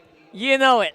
Yeah, it's a great deterring tool. Bren Esports has even Omega contest this Lord. They have to, right? This Lord is quite low. Kyle TZ will secure it with a retribution, and the fight goes on. Look at Ogwen. He's really, really focusing down on Ryzen. Same with Flap TZ. Even uses the grab, split, everything. Going up to the right targets. Flap's low, but look at that. Ogwen still gonna go and jump in. Super Marco will be hit by 1 feathered airstrike and forced to back off. Omega have been scrambled. They have lost targets across the map. They have lost the major objective. And Renzio and Ryzen fall. Bren Esports are looking to finish this. Top lane is in trouble. A tale of 2 junglers, 10,000 nearing 11 for the Hayabusa, not even close to breaking 8,000 for the Fredrin. It has been a difficult game for Ryzen. Ogwen again! Once more. Man, Ogwen's got it in for Miko. You ain't doing anything, pal. I'm with you every step of the way. You can't help Omega push this win. Oh, look at Kyle. Kyle TZ with a flourish on the back. Cleans it up, and that should be it. Omega are 3 men down against Bren Esports' 6. Ladies and gentlemen, that's game 1 going over to Bren Esports. Monstrous. Absolutely monstrous in adjustment and response. Omega made Bren and their jungle struggle early on, but they adjusted and just dominated majority of the game afterwards. You gotta commend Bren Esports. They did not let that slow early start from them deter them, slow them down. They knew the goal. The goal was to reach mid-game without many casualties. It did happen. They knew exactly what was going on. They understood the situation, and they were prepared. They understood, all right, tough times up until the 6 or 7 minute mark, or until when Master Ogwin says so. Until Ogwin says so, then that's when we get a turnaround. Despite Omega's, I'd say, fundamental answers when it comes to the draft, when it came to execution, Bren Esports got it down. Yeah, and that's one of the things you always have to consider against lineups with wide reach, surprise attempts in setup, like an Atlas with a Conceal, a Kufra, and especially a Cho with the Flicker combo, that no matter how fundamental principled you are, if in the earlier portions of the game where the lead isn't that massive, one chain, not just one, but one chain of pickoffs over and over again can completely turn the tide. Yeah, and Miko could not recover from the onslaught that he received in the hands of Kyle TC, alongside obviously with Few and everyone else. Because as a Hilda, what were you going to do against a Kufra with a bouncing ball? You just hammer it down on him. Nothing happened. It's one thing, right, to be able to say, all right, Ogwin is here. Maybe I can stop him. I can tell you if he's stretching, right? Again, there has been this rework on the audio, whether or not you see him, you can hear him. So that's one step. But what do you do from there, right? You can't stop him. He is going to jump. He is going to force an engage. And from that point on, it was so difficult for Omega to bounce back. Let's see exactly how Bren Esports did this as we go into the analyst stand. Bouncing ball by Kufra can block a lot of dashes, but apparently can also block bounce back attempts if you are going up against it. Yes, a lot of focus is on Ogwin and how he at just one point snapped and said, all right, my team struggled there early on. I've got my Conceal, as Rockhard put earlier. It seemed like he was just waiting for that Conceal to get to the tempo he wanted, and just continued a chain of events that would eventually lead to a Bren Esports win. However, the other members of Bren Esports played terrifically as well. Fuse positioning with the Farsa, being able to quickly rotate and answer to the aggression of Ogwin, and of course helping out Kyle TZ, who despite the rough early game actually didn't suffer a death here. After Ogwin was able to chain the pickoffs together, and Ogwin can, or Kyle TZ rather, can roam or rotate around the map without worrying so much about the Hilda, because now Miko has to worry about taking care of the other parts of the map now. Hayabusa knew exactly what he wanted to do, built his items, farmed up, and then wasn't shy with using the shadow kill to whittle down the members of Omega, because they know if they get too close to the fight after getting lowered down by Hayabusa, the Farsa will be there to burst them down. And of course, Super Marco here, I believe one of the best quotes said about Super Marco was from his own coach, Coach Ducky, where he said what he liked about Super Marco is he's not an unnecessarily flashy player. He's so low-key because he knows when to pick his time to pop off, when to show up, when to fight, when to deal the damage for Bren Esports, and we got to see it here. Super Marco struggled in the earlier portions of the game because of the pressure being applied into the jungle of the Hayabusa, meant that Stone had more time to rotate more topside to help out, and even Miko, during the times where Hayabusa was trying to catch up, he would rotate topside as well. Keller was doing a good job as well from being able to build a lead over Super Marco in terms of laning, but Super Marco stayed alive. He was patient. He didn't try to force any issue. He really held on to his flicker well so that he can escape. He had a kind of rough start, but he ended up walking away with an 877 gold per minute. That is insane, and close to or over 80,000 damage. But of course, it will all go back to everything was set up by this man, Master Ogwin, on the Kufra, 0, 1, and 10.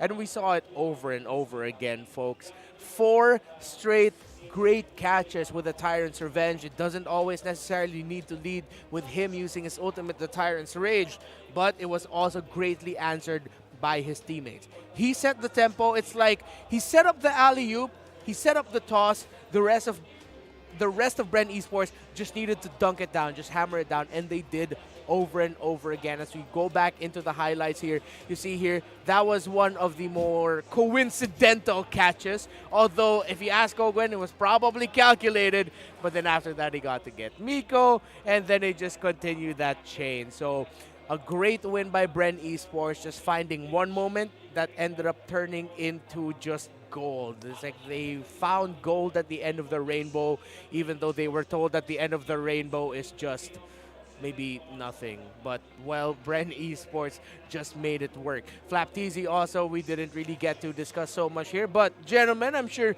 you have your inputs as well. Ogwen's the MVP. Everyone else's job here was obvious. What did Flapteasy bring to the table that helped Bren Esports secure this win?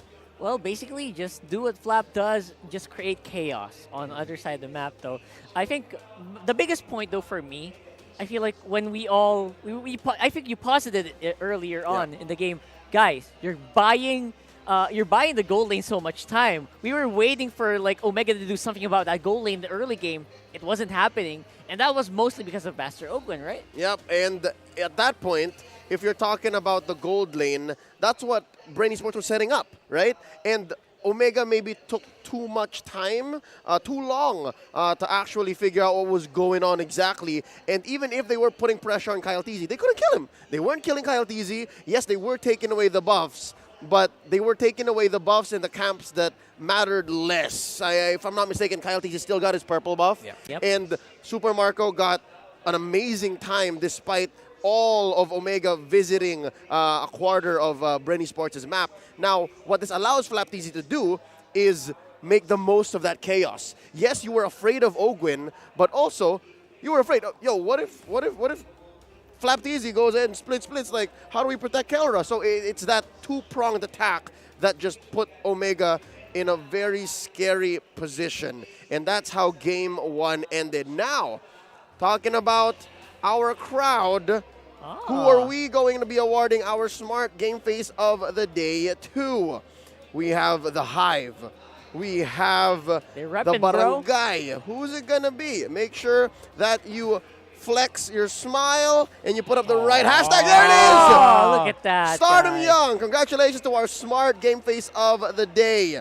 Be the next Smart Game Face of the Day winner. Just flash the hashtag PowerSmart on your devices. So follow the rules. Make sure that when you do get that camera on you and it stays, put up the hashtag, you smile. Yeah, and I'm glad the little boy won it, because if you show a kid on air joining the giveaway and the kid doesn't win it, it hurts. It will be a painful sight to see the camera pat to someone else other than the kid. Love and it. you flash the winner. I'm very happy for the child. Good for him. And hey, before we actually went on air, during the countdown timer, we were showing the crowd how to do the Smart Game Face. That kid was copying the game face that you showed off to the people here. He was. I love it. I love it. Looked a lot like you there. See, they're learning already. They're learning already. That's job. how you do a good game face. Thanks, kiddo. All right. Now back into the action, all right? This puts Omega in an interesting spot because fundamentally, draft-wise, I think the desk agrees, they had a good approach. It was solid, right? You bother Kyle Teasy, Beatrix versus Claude, it's a crapshoot. I mean, if you win the early, sure, still comes down to execution. Where does this put Coach Pakbet and Coach Etomax? What do they do going into game two? That's a big question. But you know, Omega, it's been in their DNA. They love having their backs against the wall. You know, it gives them more support for the punch back. That's what I love about Omega. And I hope they can keep it up in this season, because right now, they've been relying a lot of that in the previous seasons on Chaknu, the X Factor. You never know where he's going to come from. I wonder if Miko can kind of emulate that or replicate that in some sense. Maybe not in the Hilda, but maybe on a different hero. Yeah, and again, remember, Miko is coming from someone who went through coaching background, with a coaching background. He got to coach the female team of Smart Omega. So if you talk about someone who is used to having to adjust on the fly, having to relearn the draft and how to relearn how they're going to execute it in-game, Miko has that in spades, and hence why Omega saw him as the worthy successor to the position that Chak Mamba filled for the longest time, and hence why They played 3 games yesterday because they also got to adjust on the fly. I'm excited to see how they're going to adjust, actually, because it feels like more now. It's a sure thing that it will happen. More about Miko. I actually shared a moment with them briefly backstage, and I asked Miko, I said, Miko, do you miss coaching? Again, he was well known as the coach of Smart Omega Empress before becoming full-time player for now Smart Omega. And he said, sometimes, but I enjoy being a player more. I get to focus, and I have very great minds leading me in Coach Pakbet and Coach Etomac, so I'm here to enjoy this. I like being a player more now. Yeah, imagine being one of the people that have to think about so many things, right? And he's good at doing that. He's actually led Smart Omega Empress into a very pretty good position. And now all of that energy, all of that focus, now on a singular goal. Imagine what a person like that can do in the right conditions. So I hope that they can get their footing sometime in this game. But so far, again, in the week, they've been having a rough start. It's only a matter of time, right? It's only a matter of time until Miko actually gets into the groove. Yeah, and now what I want to see for Omega, though, is a hero lineup and a playstyle with a little bit more urgency. Because, yes, they're always known to be the type of team that puts everything in their gold lane. For the longest time, and since MPL Philippines Season 7, when they were still execration with that lineup, when Keller was already playing, they would... Everything that they'd be doing is so that they'd be giving space and time for Kelra. Although the times have adjusted a bit now, wherein it's tougher to put yourself into a situation where you only have that one main option to wait for because of burst magic damage options that make early to mid game wipeouts, 3 kills, 4 kills so punishing that just delivering 1 kill onto the gold laner that you're all betting on at the right time, exactly like what happened in the previous game, means like you're gonna end up waiting for, hoping that you reach the 18-20 minute mark until you get your stride. And who's there to pick up the slack once you share that burden, right? I'm looking at Stone. I think Stone has to step it up here and open up the map, allow for Kelra to do Filipino savage things while all the while pushing Omega's game plan forward. I love that point because Stone, he should know the ins and outs of these players on the left right there. That's true. Exactly. Ex-teammates in the previous season. This is his time. This is his time to leverage all that knowledge, all of the feels, all the practice, the hours, the days of scrims together. You should be able to know that and relay that here to your teammates here in Omega. The insider. Yeah, that's the insider. That's what Stone could be here in this matchup. The insider. Can he come in clutch in game 2? Here's the draft. It's Bren Esports once more on the play. Blue side banning out the Kadira while Omega answers back, taking out the 1-1. What's going on in Coach Bren's mind? Well, they're still thinking about the bans here and still focusing on bans on. Well, you mentioned Stone will need to pick up the slack here. And Bren Esports are taking away the mid laner options that could potentially go into the hands of Stone. So it seems like a one mind is being shared between us and the teams right now, especially Bren Esports. The insider.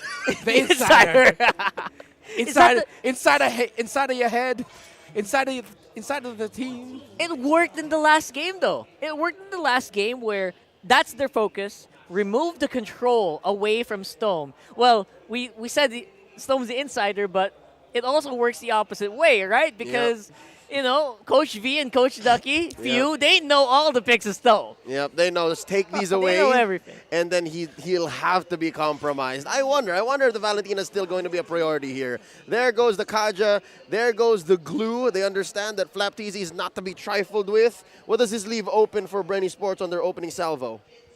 Well, you mentioned the Valentina, and although we saw it not exactly work out well for them in the previous game in ONIC, they pick up the Valentina. Maybe the Farsa might get picked up by Omega, but then Fredrin's also still available. Glue was taken away. Fred or Valentina sound good because of the other options available, so they pick Fred instead. I love this. I love the Freddy pick here. Also a Flapteasiable hero, I think. I was about to say, Flapteasiable. Of the teams and the players that could flex the Fredrin into the XP lane, I'd put Flapteasy up there as one of the players who are willing to say, you know what, why not? Yeah, again, I have to reiterate, it's just not as powerful in the XP lane compared to the jungle, but possibilities are endless. And we talked about Coach V's mindset. He's not one of those normal people. I say that in a very endearing way. Yeah, in the best way possible. He thinks so differently. We know him personally. He thinks outside the box in a normal day. Coach Bren is such a mind. He's a mind. He's such a mind. Here's the opening picks for Omega. They still do prioritize a Valentina, but this time around with a Grok. Yeah, I like this Grok pickup. Flexible. Can either go into the hands of Renjo or maybe even Ryzen in the jungle. It's maybe also a very Miko Miko pick. Yeah, it's very Miko pick. Miko-able, yeah. Amicable. Amicable. I love that because it's also a very Omega hero. Yeah. Not even just now, even way back, right? You think about Omega, Grok is never far from the conversation. Uh-oh, that's a Fanny. And that's a Fanny in the hands of Easy. Oh, boy. Kufra's still open. If I'm Miko, I'd pick it now. But that means you're forcing... Or that.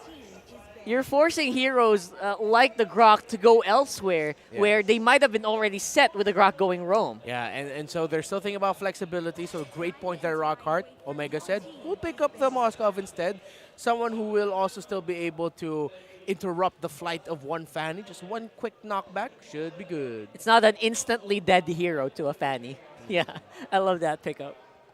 Great choice there. So now with the marksman show there for Smart Omega, the Beatrix is taken out. Let's see if they're going to take another marksman away. Bang, bang. Take more bang bangs away. They might consider banning out the Brody, maybe even the carry. With the Moskov on there, they're going to need to have a lineup that has a little bit more presence in the front line. Even though Moskov hurts, he still does need time to just get the momentum going with his basic attack. So, Bren Esports, they take away the Hayabusa, still respecting the possibility. It goes into the hands of Ryzen, and seems like they're trying to take away the options there of Ryzen. They might even consider taking out the Ling, which is a Ryzen special as well. You want an assassin matchup in the jungle. That's interesting. If you're up against a Fanny, you're going to need to match the speed. Pick up Or, an assassin. or just totally not care. Like, be fast enough to dodge where the Fanny is and be more impactful where you do end up. That's very anime. That's a very anime fight that's happening on my brain right now. That's the dynamic I see between Ryzen and Kyle TC. That is true. Could be. There's the Lolita, banned out by Smart Omega. And, it is not clear exactly where Ogwin's going to go this time around. It's the Ruby that Bren Esports ban. Now, where does Smart Omega go from here? It's still a high-concept idea, but I wonder if Smart Omega are even considering an Alice in the jungle, maybe. But then with the presence of the Fanny, it might... But you think about speed. You mentioned speed. It looks like it won't be it. They pick up the Martis instead. Something Purple a little Brothers. bit safer in the jungle. Purple Brothers. Him and Moskov. Oh, that's true. Are they kind actually of do brothers look alike. in lore? No, of course not. No, I don't think They so. do look so alike. Yeah, they look like they could be like third cousins or something. It's a purple trio, actually. Look, 3 purple heroes. Homies, at least. Yeah, homies at the least, yeah, for sure. Remember way back then, we'd have like a thing where if people were picking up purple heroes, oh, that's a pretty strong pick. Yeah, the Selena and the Eve. Selena. And the glue. And the glue. Yep. Kufra already being shown there, so Omega want to take it away. So they're funneling certain heroes into certain positions. Oh, Kufra. that's Bren hovering it. Oh my it's Bren. God. Oh, wait, look at this guy. No! Is that Mamba? That's Joshua Mangilog! We found him! That's Jack Mamba! He's here! He's in the studios, folks! So? All right. All right. Just when they show Chaknu, Kufra gets The picked Kufra up gets there locked in. and is perfectly paired up with the Harith. So the Harith and even the Fanny don't have much to worry about. This roamer pick here might be great. A lot of dashes on the side of Omega, though. That's poetic. Oh, wow. But poetic in the sense that it's on the opposite side. It's on Bren. Oh, man. And the Mamba came to support his team. What does Omega answer with? It looks like Miko is going to be rocking the Franco this time around, and confirmed it's an XP lane Grok. Yeah, and the Franco, honestly, that situation with all of these dashy heroes going around, you're just going to need one suppress. One good bloody hunt, and that should be more than enough. So this was the best possible pickup, in my opinion, for Smart Omega. Yeah, considering I think they were eyeing that Kufra, the Franco just felt like a Band-Aid. It will be able to answer the Fanny at least. The Fanny can't just go willy-nilly with a Franco in the midst of Omega. So you're right. It's the second best answer, but Kufra would have been best. Yeah, but then again, it's the situation of looking at the lineup of Omega, everything is just for Kelra. Kelra is going to be the main thing right now. Oh, man, for this here we lineup. go again. I mean, we have the execute reset factor on the side of Martin. Not really execute reset, but you know how annoying he can be. But on the other side, though, if Miko lands those hooks, if Stone has a great early and mid game, Keller doesn't need to worry that much. It's actually possible that in the same vein that Omega deals or looks at their lineup as a one-man army, like just protect Kelra, they can just go ahead and take down one and then go from there for Kelra. So it works either way. Let's see if we can go to game 3 with this. There's also a way they can do that. They can pull that off because they do have a massive amount of single target crowd control, including the Terrify coming in from the Valentina. So all of these factored in together can actually take out any single target of Bren Esports quickly if layered properly. Which is what they were lacking in game 1. They had very little CC. Yeah, so he even got him midair. Oh, there you go. Forcing a flicker out of the Franco is a pretty good start from the Fanny. That means you don't have to worry too much about your level 4 invades, which will be happening very shortly. So wait for that in the next few seconds. Yeah, it seems like the point you guys were making were that at a glance, yes, Bren Esports seems to have like the easier lineup to pull off, but when you really look at it, Omega has the tools that they need now that they didn't exactly have in game number 1. But I still think when you think about it, they have more boxes to take to make sure it happens. Oh! There you go. Here is the level 4 that we're talking about there, and perfectly executed by the free members of Bren Esports on the mid.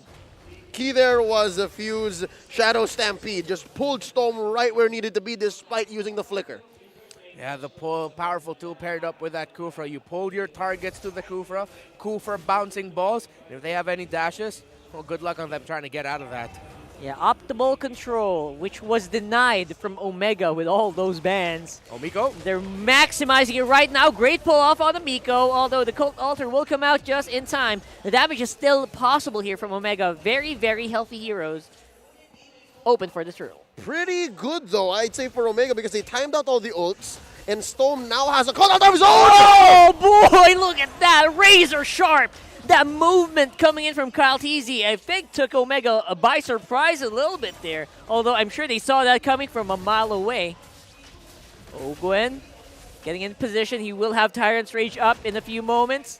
Will he go for it, though? Ryzen has to be careful. Wow. Kyle Teasy secures that turtle. Oh, Ryzen's in trouble! Oh, Ryzen! Kyle Teasy's not done with you. Renzio, I don't think he has even enough mana for a Guardian's Barrier, which can be used to stop a Fanny.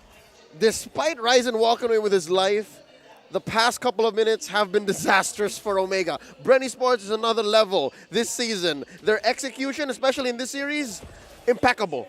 Yeah, Omega need to watch out for that. Even though they get that pick off, just hope that Kyle TZ isn't going to fly by nearby because 2 times in a row now where it happened, it looked like Omega set something up, but then Kyle TZ just completely shut that down. Of course, with the other members of Bren responding right away, but that's 2 early kills on a Fanny with Assassin emblems, and it looks like he's building more damage items early on.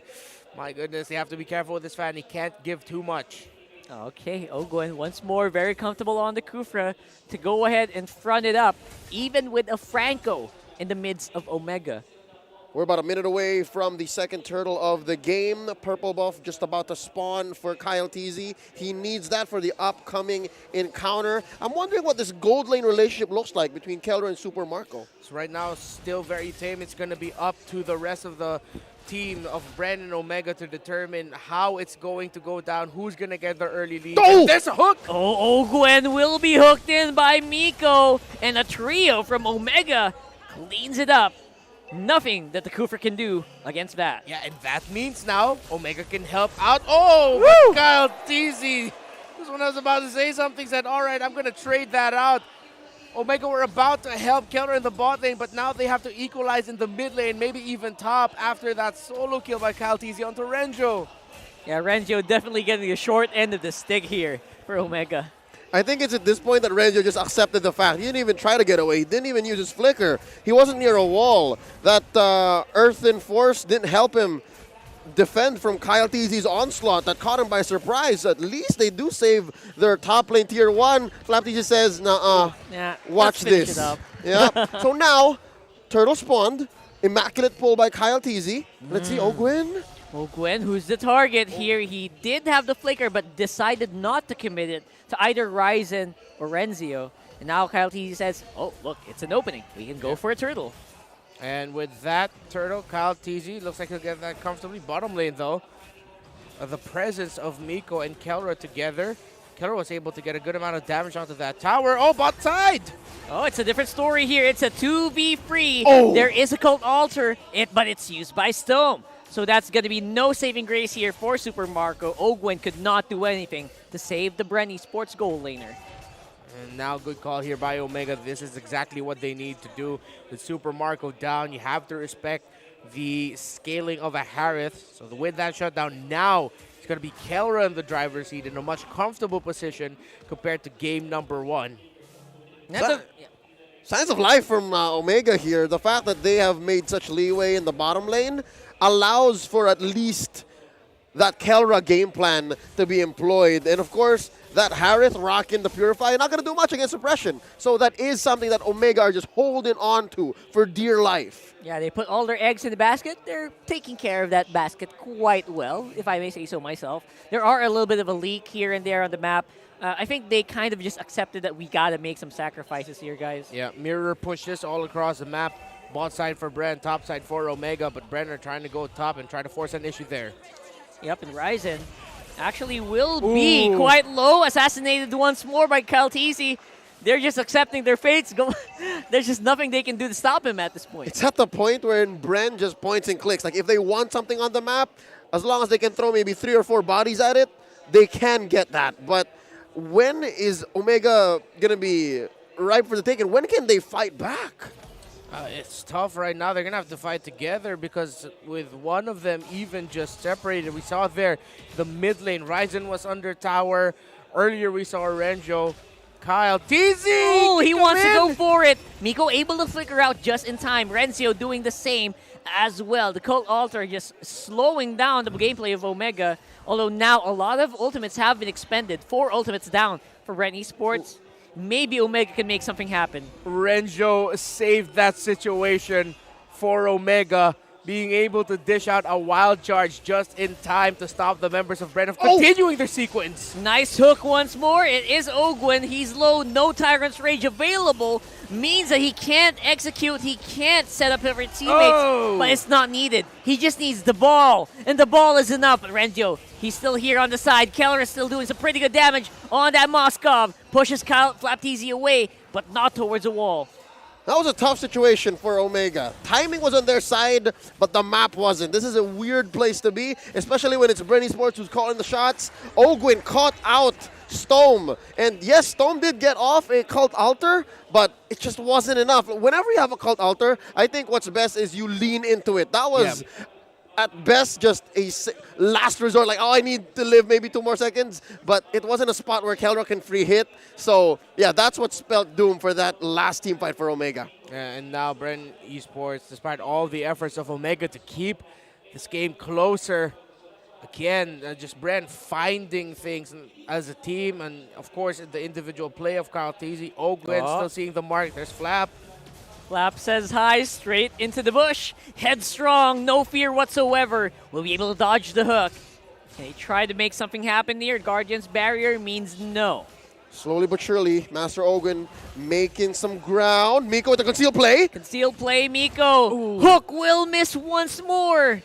That's a big problem. Although here comes Kyle TZ. Maybe they can surprise someone here for Bren Esports, but they decide to back off for now. Yeah, Flap TZ got off that first kill just in time to stop the bite coming in from Miko. As we look at the items, how desperate things are for the junglers. A big lead there for Kyle TZ.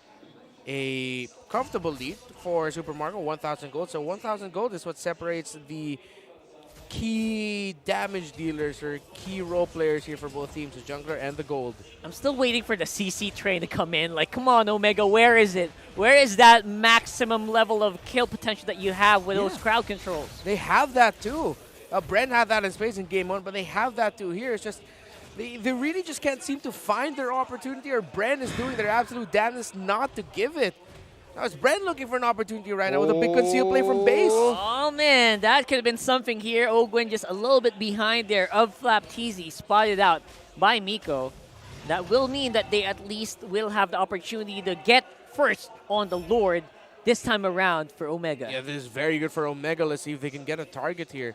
They can start things off. You just have to be patient, not force anything.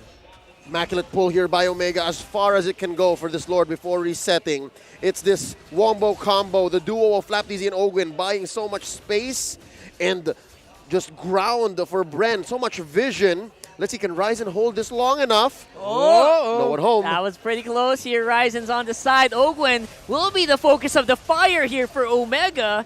Cult Altar is going to be activated right there. Renzio, he's walking out. He doesn't have anything left in the barrel. But now, Ryzen is actually, he has an opening here. Flapteasy gets pulled back by Miko. Gorgeous barrier stops the advance of Bren. And it's a reset once again. Well, I'll be damned. Almost, what, twice now? A perfect engage! Oh, they finally do it! They lock down the Fanny! And this could be the opening for Omega here. Under the turret, they go. They take down the first turret. But look at Flap. Oh! Way to fight back. Phew, he tried to go for the save, but it was too late. That's why you pick up the Moskov right away if you're going up against that Fanny. A well-timed knockback onto a wall at that, hence why Kyle Teasy got stunned. And it's Omega hitting their stride just like that from out of nowhere. Turn this game around with a free Lord. All they needed was one. Every single time, a hook! Again! Oh my goodness! Another one here. Few comes in with the Cult Altar. Maybe a little bit too late here. Kyle Teasy, he's back on the field. But that will be a turret possibly going down. Keller is the target. Oh, he's not saved. Stone did not have the Cult Altar at that moment, and Renzio could be in trouble. He is next. He's being hunted. He's being stalked by Bren Esports here. Oh, we're about to see the curtain call on the showstopper. Few looking for the pull, and that's all she wrote. Super Marco gets a kill. Wow, just like that, Bren did not stay in the corner. They fought back. They punched back. Immediately got to turn things around over Omega, although Omega found that hook. All right. The Lord getting confused of where to go, though. For those of you wondering, if the Lord enters the bush, yes, he does go out of vision. Yeah, he resets. What a sneaky Lord, huh? I never would have thought I'd see the day the Lord get that confused. In all our collective years in the MPL, it's the first time I've ever seen Lord enter a bush. Yeah, okay. That was... The Lord picked up a few tricks from Natalia. We've seen Lord get led into the jungle, but never enter the bush like that. Never. Maybe he's like, I'm tired of getting killed, guys.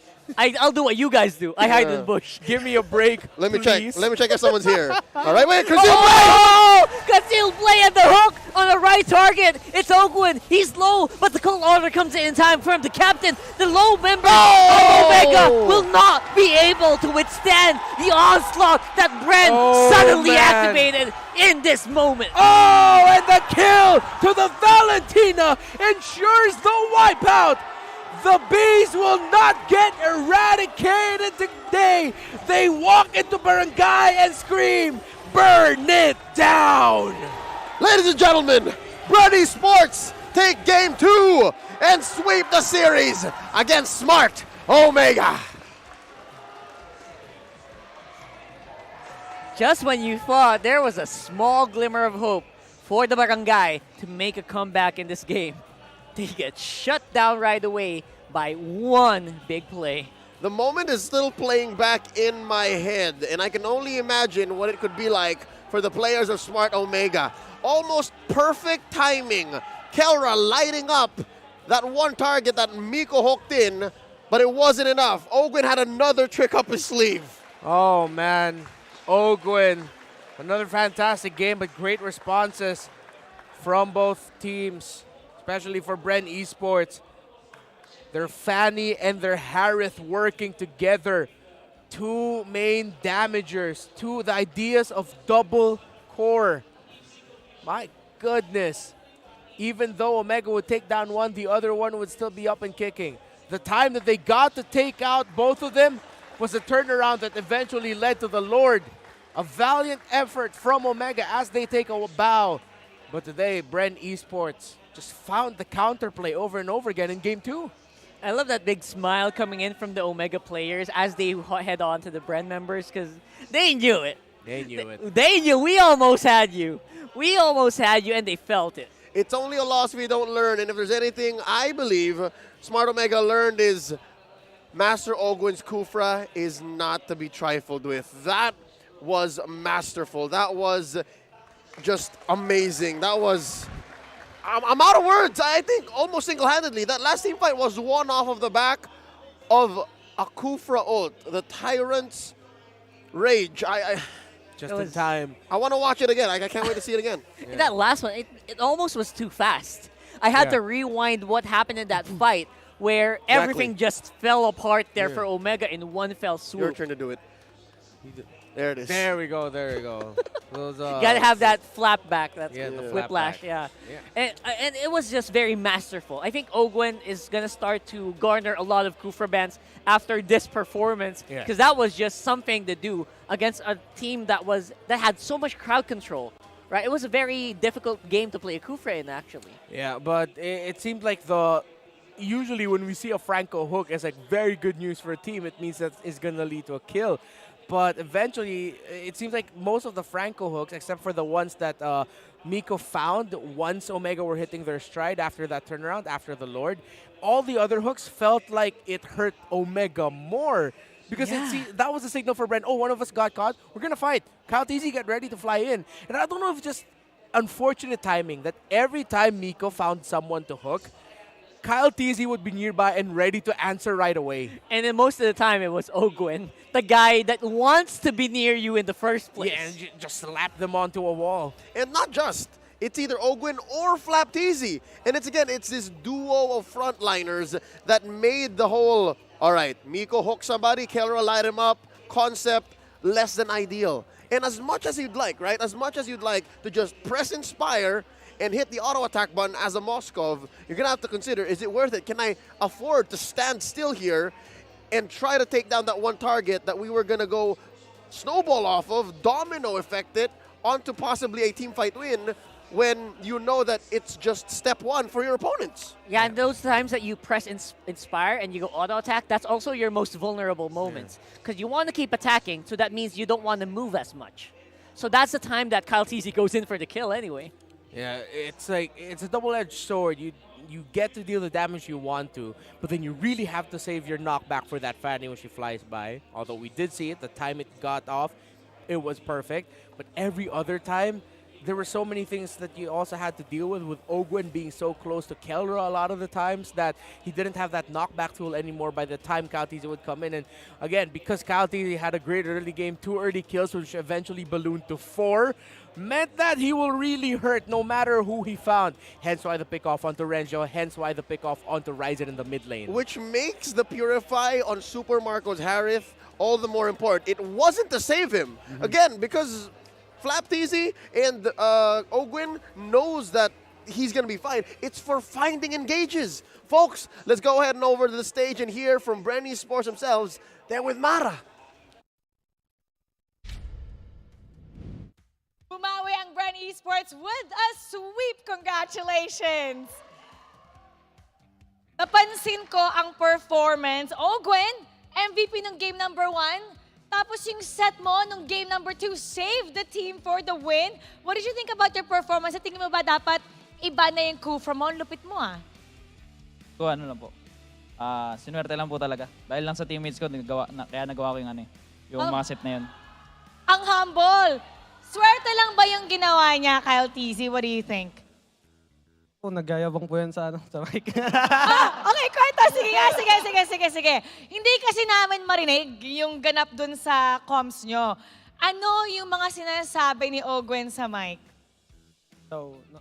Uli daw lagi sa kanya. Yung totoo, anong sinabi niya? Ayun nga, harapan lang daw namin, mahuli niya lahat. Ganun. Confident! And you know what? You can do it. You can walk the walk, talk the talk.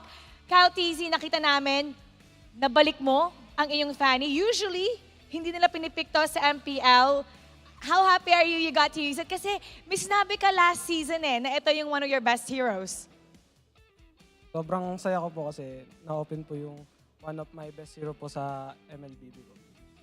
Sobrang confident po pag ginamit ko po yung Fanny. Kumbaga, kapag Fanny po kasi kumbaga sobrang taas po ng errors ng Fanny. Kaya binata ko po yung Fanny para po males yung error ko po kapag ginagamit ko po siya. Nung nakuha mo yung Fanny, ano yung sinabi mo sa comms? Fanny ko na to. Ay, Fanny na yan. Hey, question.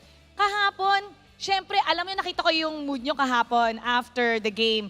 Very, very serious. Being the veteran, paano mo sila ni-lift para panibagong mindset pagpasok sa laban ngayong araw na to? Feeling ko yung kahapon first game starter lang talaga namin Kasi, di ko alam meron sa amin simula season 7, talo lagi first game namin Ganun. Tapos, ayun nga, yung sa ngayong, tsaka kahapon din pala, malakas din kasi talaga yung Echo Echo yung kalaban namin Kaya nahirapan talaga kami. Tapos yung binago lang namin ngayon, parang kinalmahan lang namin, inisip lang namin na scrim lang ulit. Parang nag-i-scrim lang kami, para hindi kabahan yung iba. Tapos, ayun yung nagpabawi sa amin. Sino ba yung super kabado? Feeling ko parang lahat din kami. As a team kami parang hindi ganun yung laro namin. What is it about the first game every season na hindi kayo kalma? Ano ba? Bagong setup, yung crowd in front of you? Anong parang nag-rattle sa inyo? Feeling ko rin po yung bagong setup. Tapos ayun nga, ang tagal naming puro scrim lang, walang tournament. Tapos biglang maglalaro kami sa stage. Parang naninibago lang din. So pagpasok kanina, ano yung pep talk mo? Yung sa pep talk si Coach Bren Oh, Coach Bren. Okay, let's hear it from Coach Bren. Pansin ko, wala si Coach Ducky. Nasaan si Coach Ducky? Sa Australia po si Coach Ducky kasi may mga matters siyang kailangan niyang tapusin. Nasa Australia? Anong ginagawa ni Coach Ducky sa Australia? Bali, sinamahan niya yung girlfriend niya na take ng exam. Sana all, di ba? We'll interview Coach Ducky about that next time. But Coach Bren, so Coach Ducky's not here right now. Ikaw yung voice ng koponan. So before the game started, let's hear the pep talk. Anong sabi mo sa kanila? Parang proper comms lang, saka kalmado lang talaga. Kasi sobrang excited namin lahat kahapon Kaya, yun. Hindi naging dahilan siguro. Ano yung real talk mo sa kanila? Kasi alam ko si Coach Ducky, pag nandito siya, lagi siyang may real talk. To a point, kung ba yung nagsabi last season na parang coach naman, sakit mo magsalita. So kung yung pep talk mo, yung real talk mo sa kanila, ano yung real talk? Yun, wag lang maasim kasi bibigyan ko sila ng dato puti, ganun. Wag maasim, dahil bibigyan ng datong puti. Ay, may sabihin Wala ka naman ba? masyado kasi mabait naman ako sa kanila Mabait din sila sa akin, kaya kung magkamali man sila, parang uusapan lang namin na, yung mali mo, next time, mag-una ulitin na. And it's evident, sobrang ganda ng comms nila today with a sweep. Once again, Bren Esports, congratulations! You may now walk off the stage for sure. Yung fans nyo, sobrang happy for you guys to walk side by side. All right. Bren, bumawi sa laban ngayon. And we've seen the Fanny of Caltizi and Ogwen Scufra talagang dominating the game. Pero pag-uusapan pa natin ang ating laban, kaya balikan na natin ang ating casters. Pasok! Don't tempt Coach V. I know him. He definitely will give you the vinegar if you go ahead and play like that. All right, welcome back to the desk. Rockhart, Leo, and Renmar here at your service. I can't wait to break down Game 2 because there were so many concepts and so many heroes that actually came on through that made the difference for Bren Esports. That's true. And the biggest concept that I think was true in that interview was just take it calm. Just stay calm. Because that's exactly what they did in Game 1, right? They were under fire. They were being heavily sieged by Omega, but no, they didn't let that phase them. They kept that momentum going. They calmed down until a point where they could explode. And that's how they won that game, right? Yeah. It's a great example of a calm being shown really well. Renmar, tell us more about what happened here in Game 2. Sure. Let's go back to the draft between Bren and Omega for game number 2. So we have to revisit the bans first. For the side of Bren Esports, they took away the Karita, the Eve, and the Kaja. Omega took away the 1-1, the Joy, and the Glue.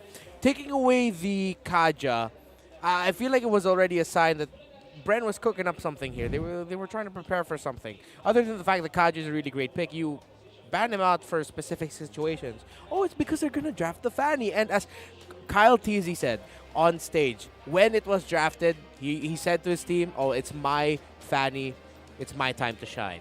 Roughly translated, but we got to saw it happen. So start to talk about the story of the early game. It was Bren Esports a little bit more comfortable there, although it was a bit of a back and forth. But going back, I was thinking about it again, and even early on in the game, we already got to see sort of like a set up for what would eventually happen, which is even though Miko would get a hook onto someone, Bren Esports would be able to punish. Again, that is an Assassin Emblem Fanny. It prioritized Raid of the Heptases, and then, of course, High and Dry as well. Hence why he was able to get key pickoffs onto even, naturally, high sustained targets, such as the Grok and the Martis. But Bren Esports also, they know that they're playing with a lineup that has two main damage options.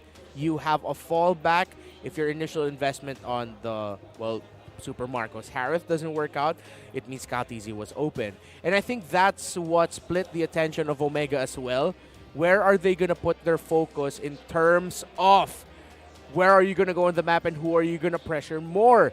Because you're also getting pressured by this man, Ogwen on the Kufra yet again. Back-to-back MVP performances. He got the key Tyrant's Rage there in the end, even though he was the one who got hooked to win the game. And now, it was an MVP performance that came from a moment, but the rest of the team of Bren Esports played together really well as an entire unit. Revisiting there, of course, First Blood going to the side of Bren. That turtle, look at that. Even though Miko got the hook, Kyle Teasy punished right away. Miko got the hook here, and that'll be a kill onto Ogwen, but that was just a very rare scenario for him to happen. This is Kyle Teasy. Look at him being able to freely duel there. Kyle Teasy taking down the Ryzen again. So even though Omega were making moves in one part of the map, either to stop Super Marco a little bit, and which they did, they were able to deliver him a kill. My goodness, Bren Esports still had the Fanny, and Omega would expanded so many resources already just to take one target down. And let's revisit the game-winning play here. Miko with the hook on to Ogwen, the perfect cult altar, and here comes the Tyrant's Rage coming in. Bang! He got the knock-up and the hit, which opened up the field for Super Marco to finish it. So drafting alone, it was a lineup that had two main options for damage, your core, if you will, against the idea of Omega, where all of their eggs are just in one basket, which is Kelras Moskov. Let's go back to the keys to victory. Again, anticipate Ogwen's initiations heavily. They anticipated it, but they were still bit by it. Of course, draft and play to make roam mid-rotations of Omega difficult for Bren Esports. It wasn't just the draft. Highlight here was the play. How well they were able to stop Miko and Stone to be a menace for Bren, and that helped them control the central river and jungle to control the game. These are two teams with very similar philosophies in that.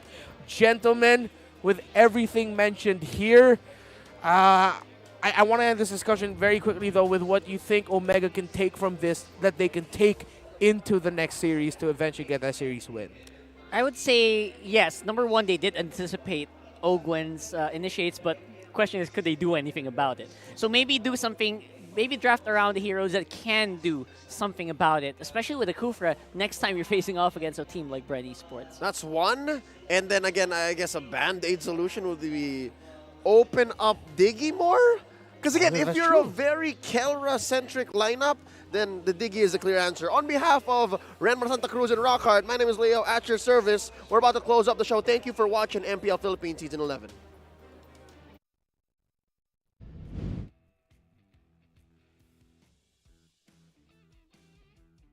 Double MVP to sweep ONIC Philippines, and Ogwen does the same for Bren. Double MVP as well to help sweep Omega. Now, dito po nagtatapos ang ating unang linggo para sa regular season of MPL Philippines Season 11. Marami pa dapat tayong sasaksihan dahil ang ating manlalaro talagang nais patunayan na Pinas lang, malakas. Kita-kits ulit sa susunod na linggo and special thanks to MPL fan and designer Jan Joseph Lyda for creating this outfit. Muli, ako pong si Mara Aquino, nagpapaalala na dapat lagi nating tandaan, tagumpay man or pagsubok, itaas ang lakas. Keep it good vibes, everybody. The 11th season of MPL Philippines is brought to you by the following sponsors. Smart, the official tournament telco partner of MPL Philippines Season 11. Our official sponsor, Infinix. Infinix Note, ultra-fast gameplay. Our partners in esports, Maya, it's everything, and a bank. And Secret Lab, the official gaming chair of MPL Philippines. Experience the MPL Philippines Season 11 action live at Shooting Gallery Studios. Tickets are now available via tickettome.net. Get yours now. If you missed the matches and want to quickly recap what happened, visit our official website for post-match reports at ph-mpl.com/news. To ensure the quality and fairness of our games, MPL Philippines is also monitored and supervised by the Games and Amusement Board.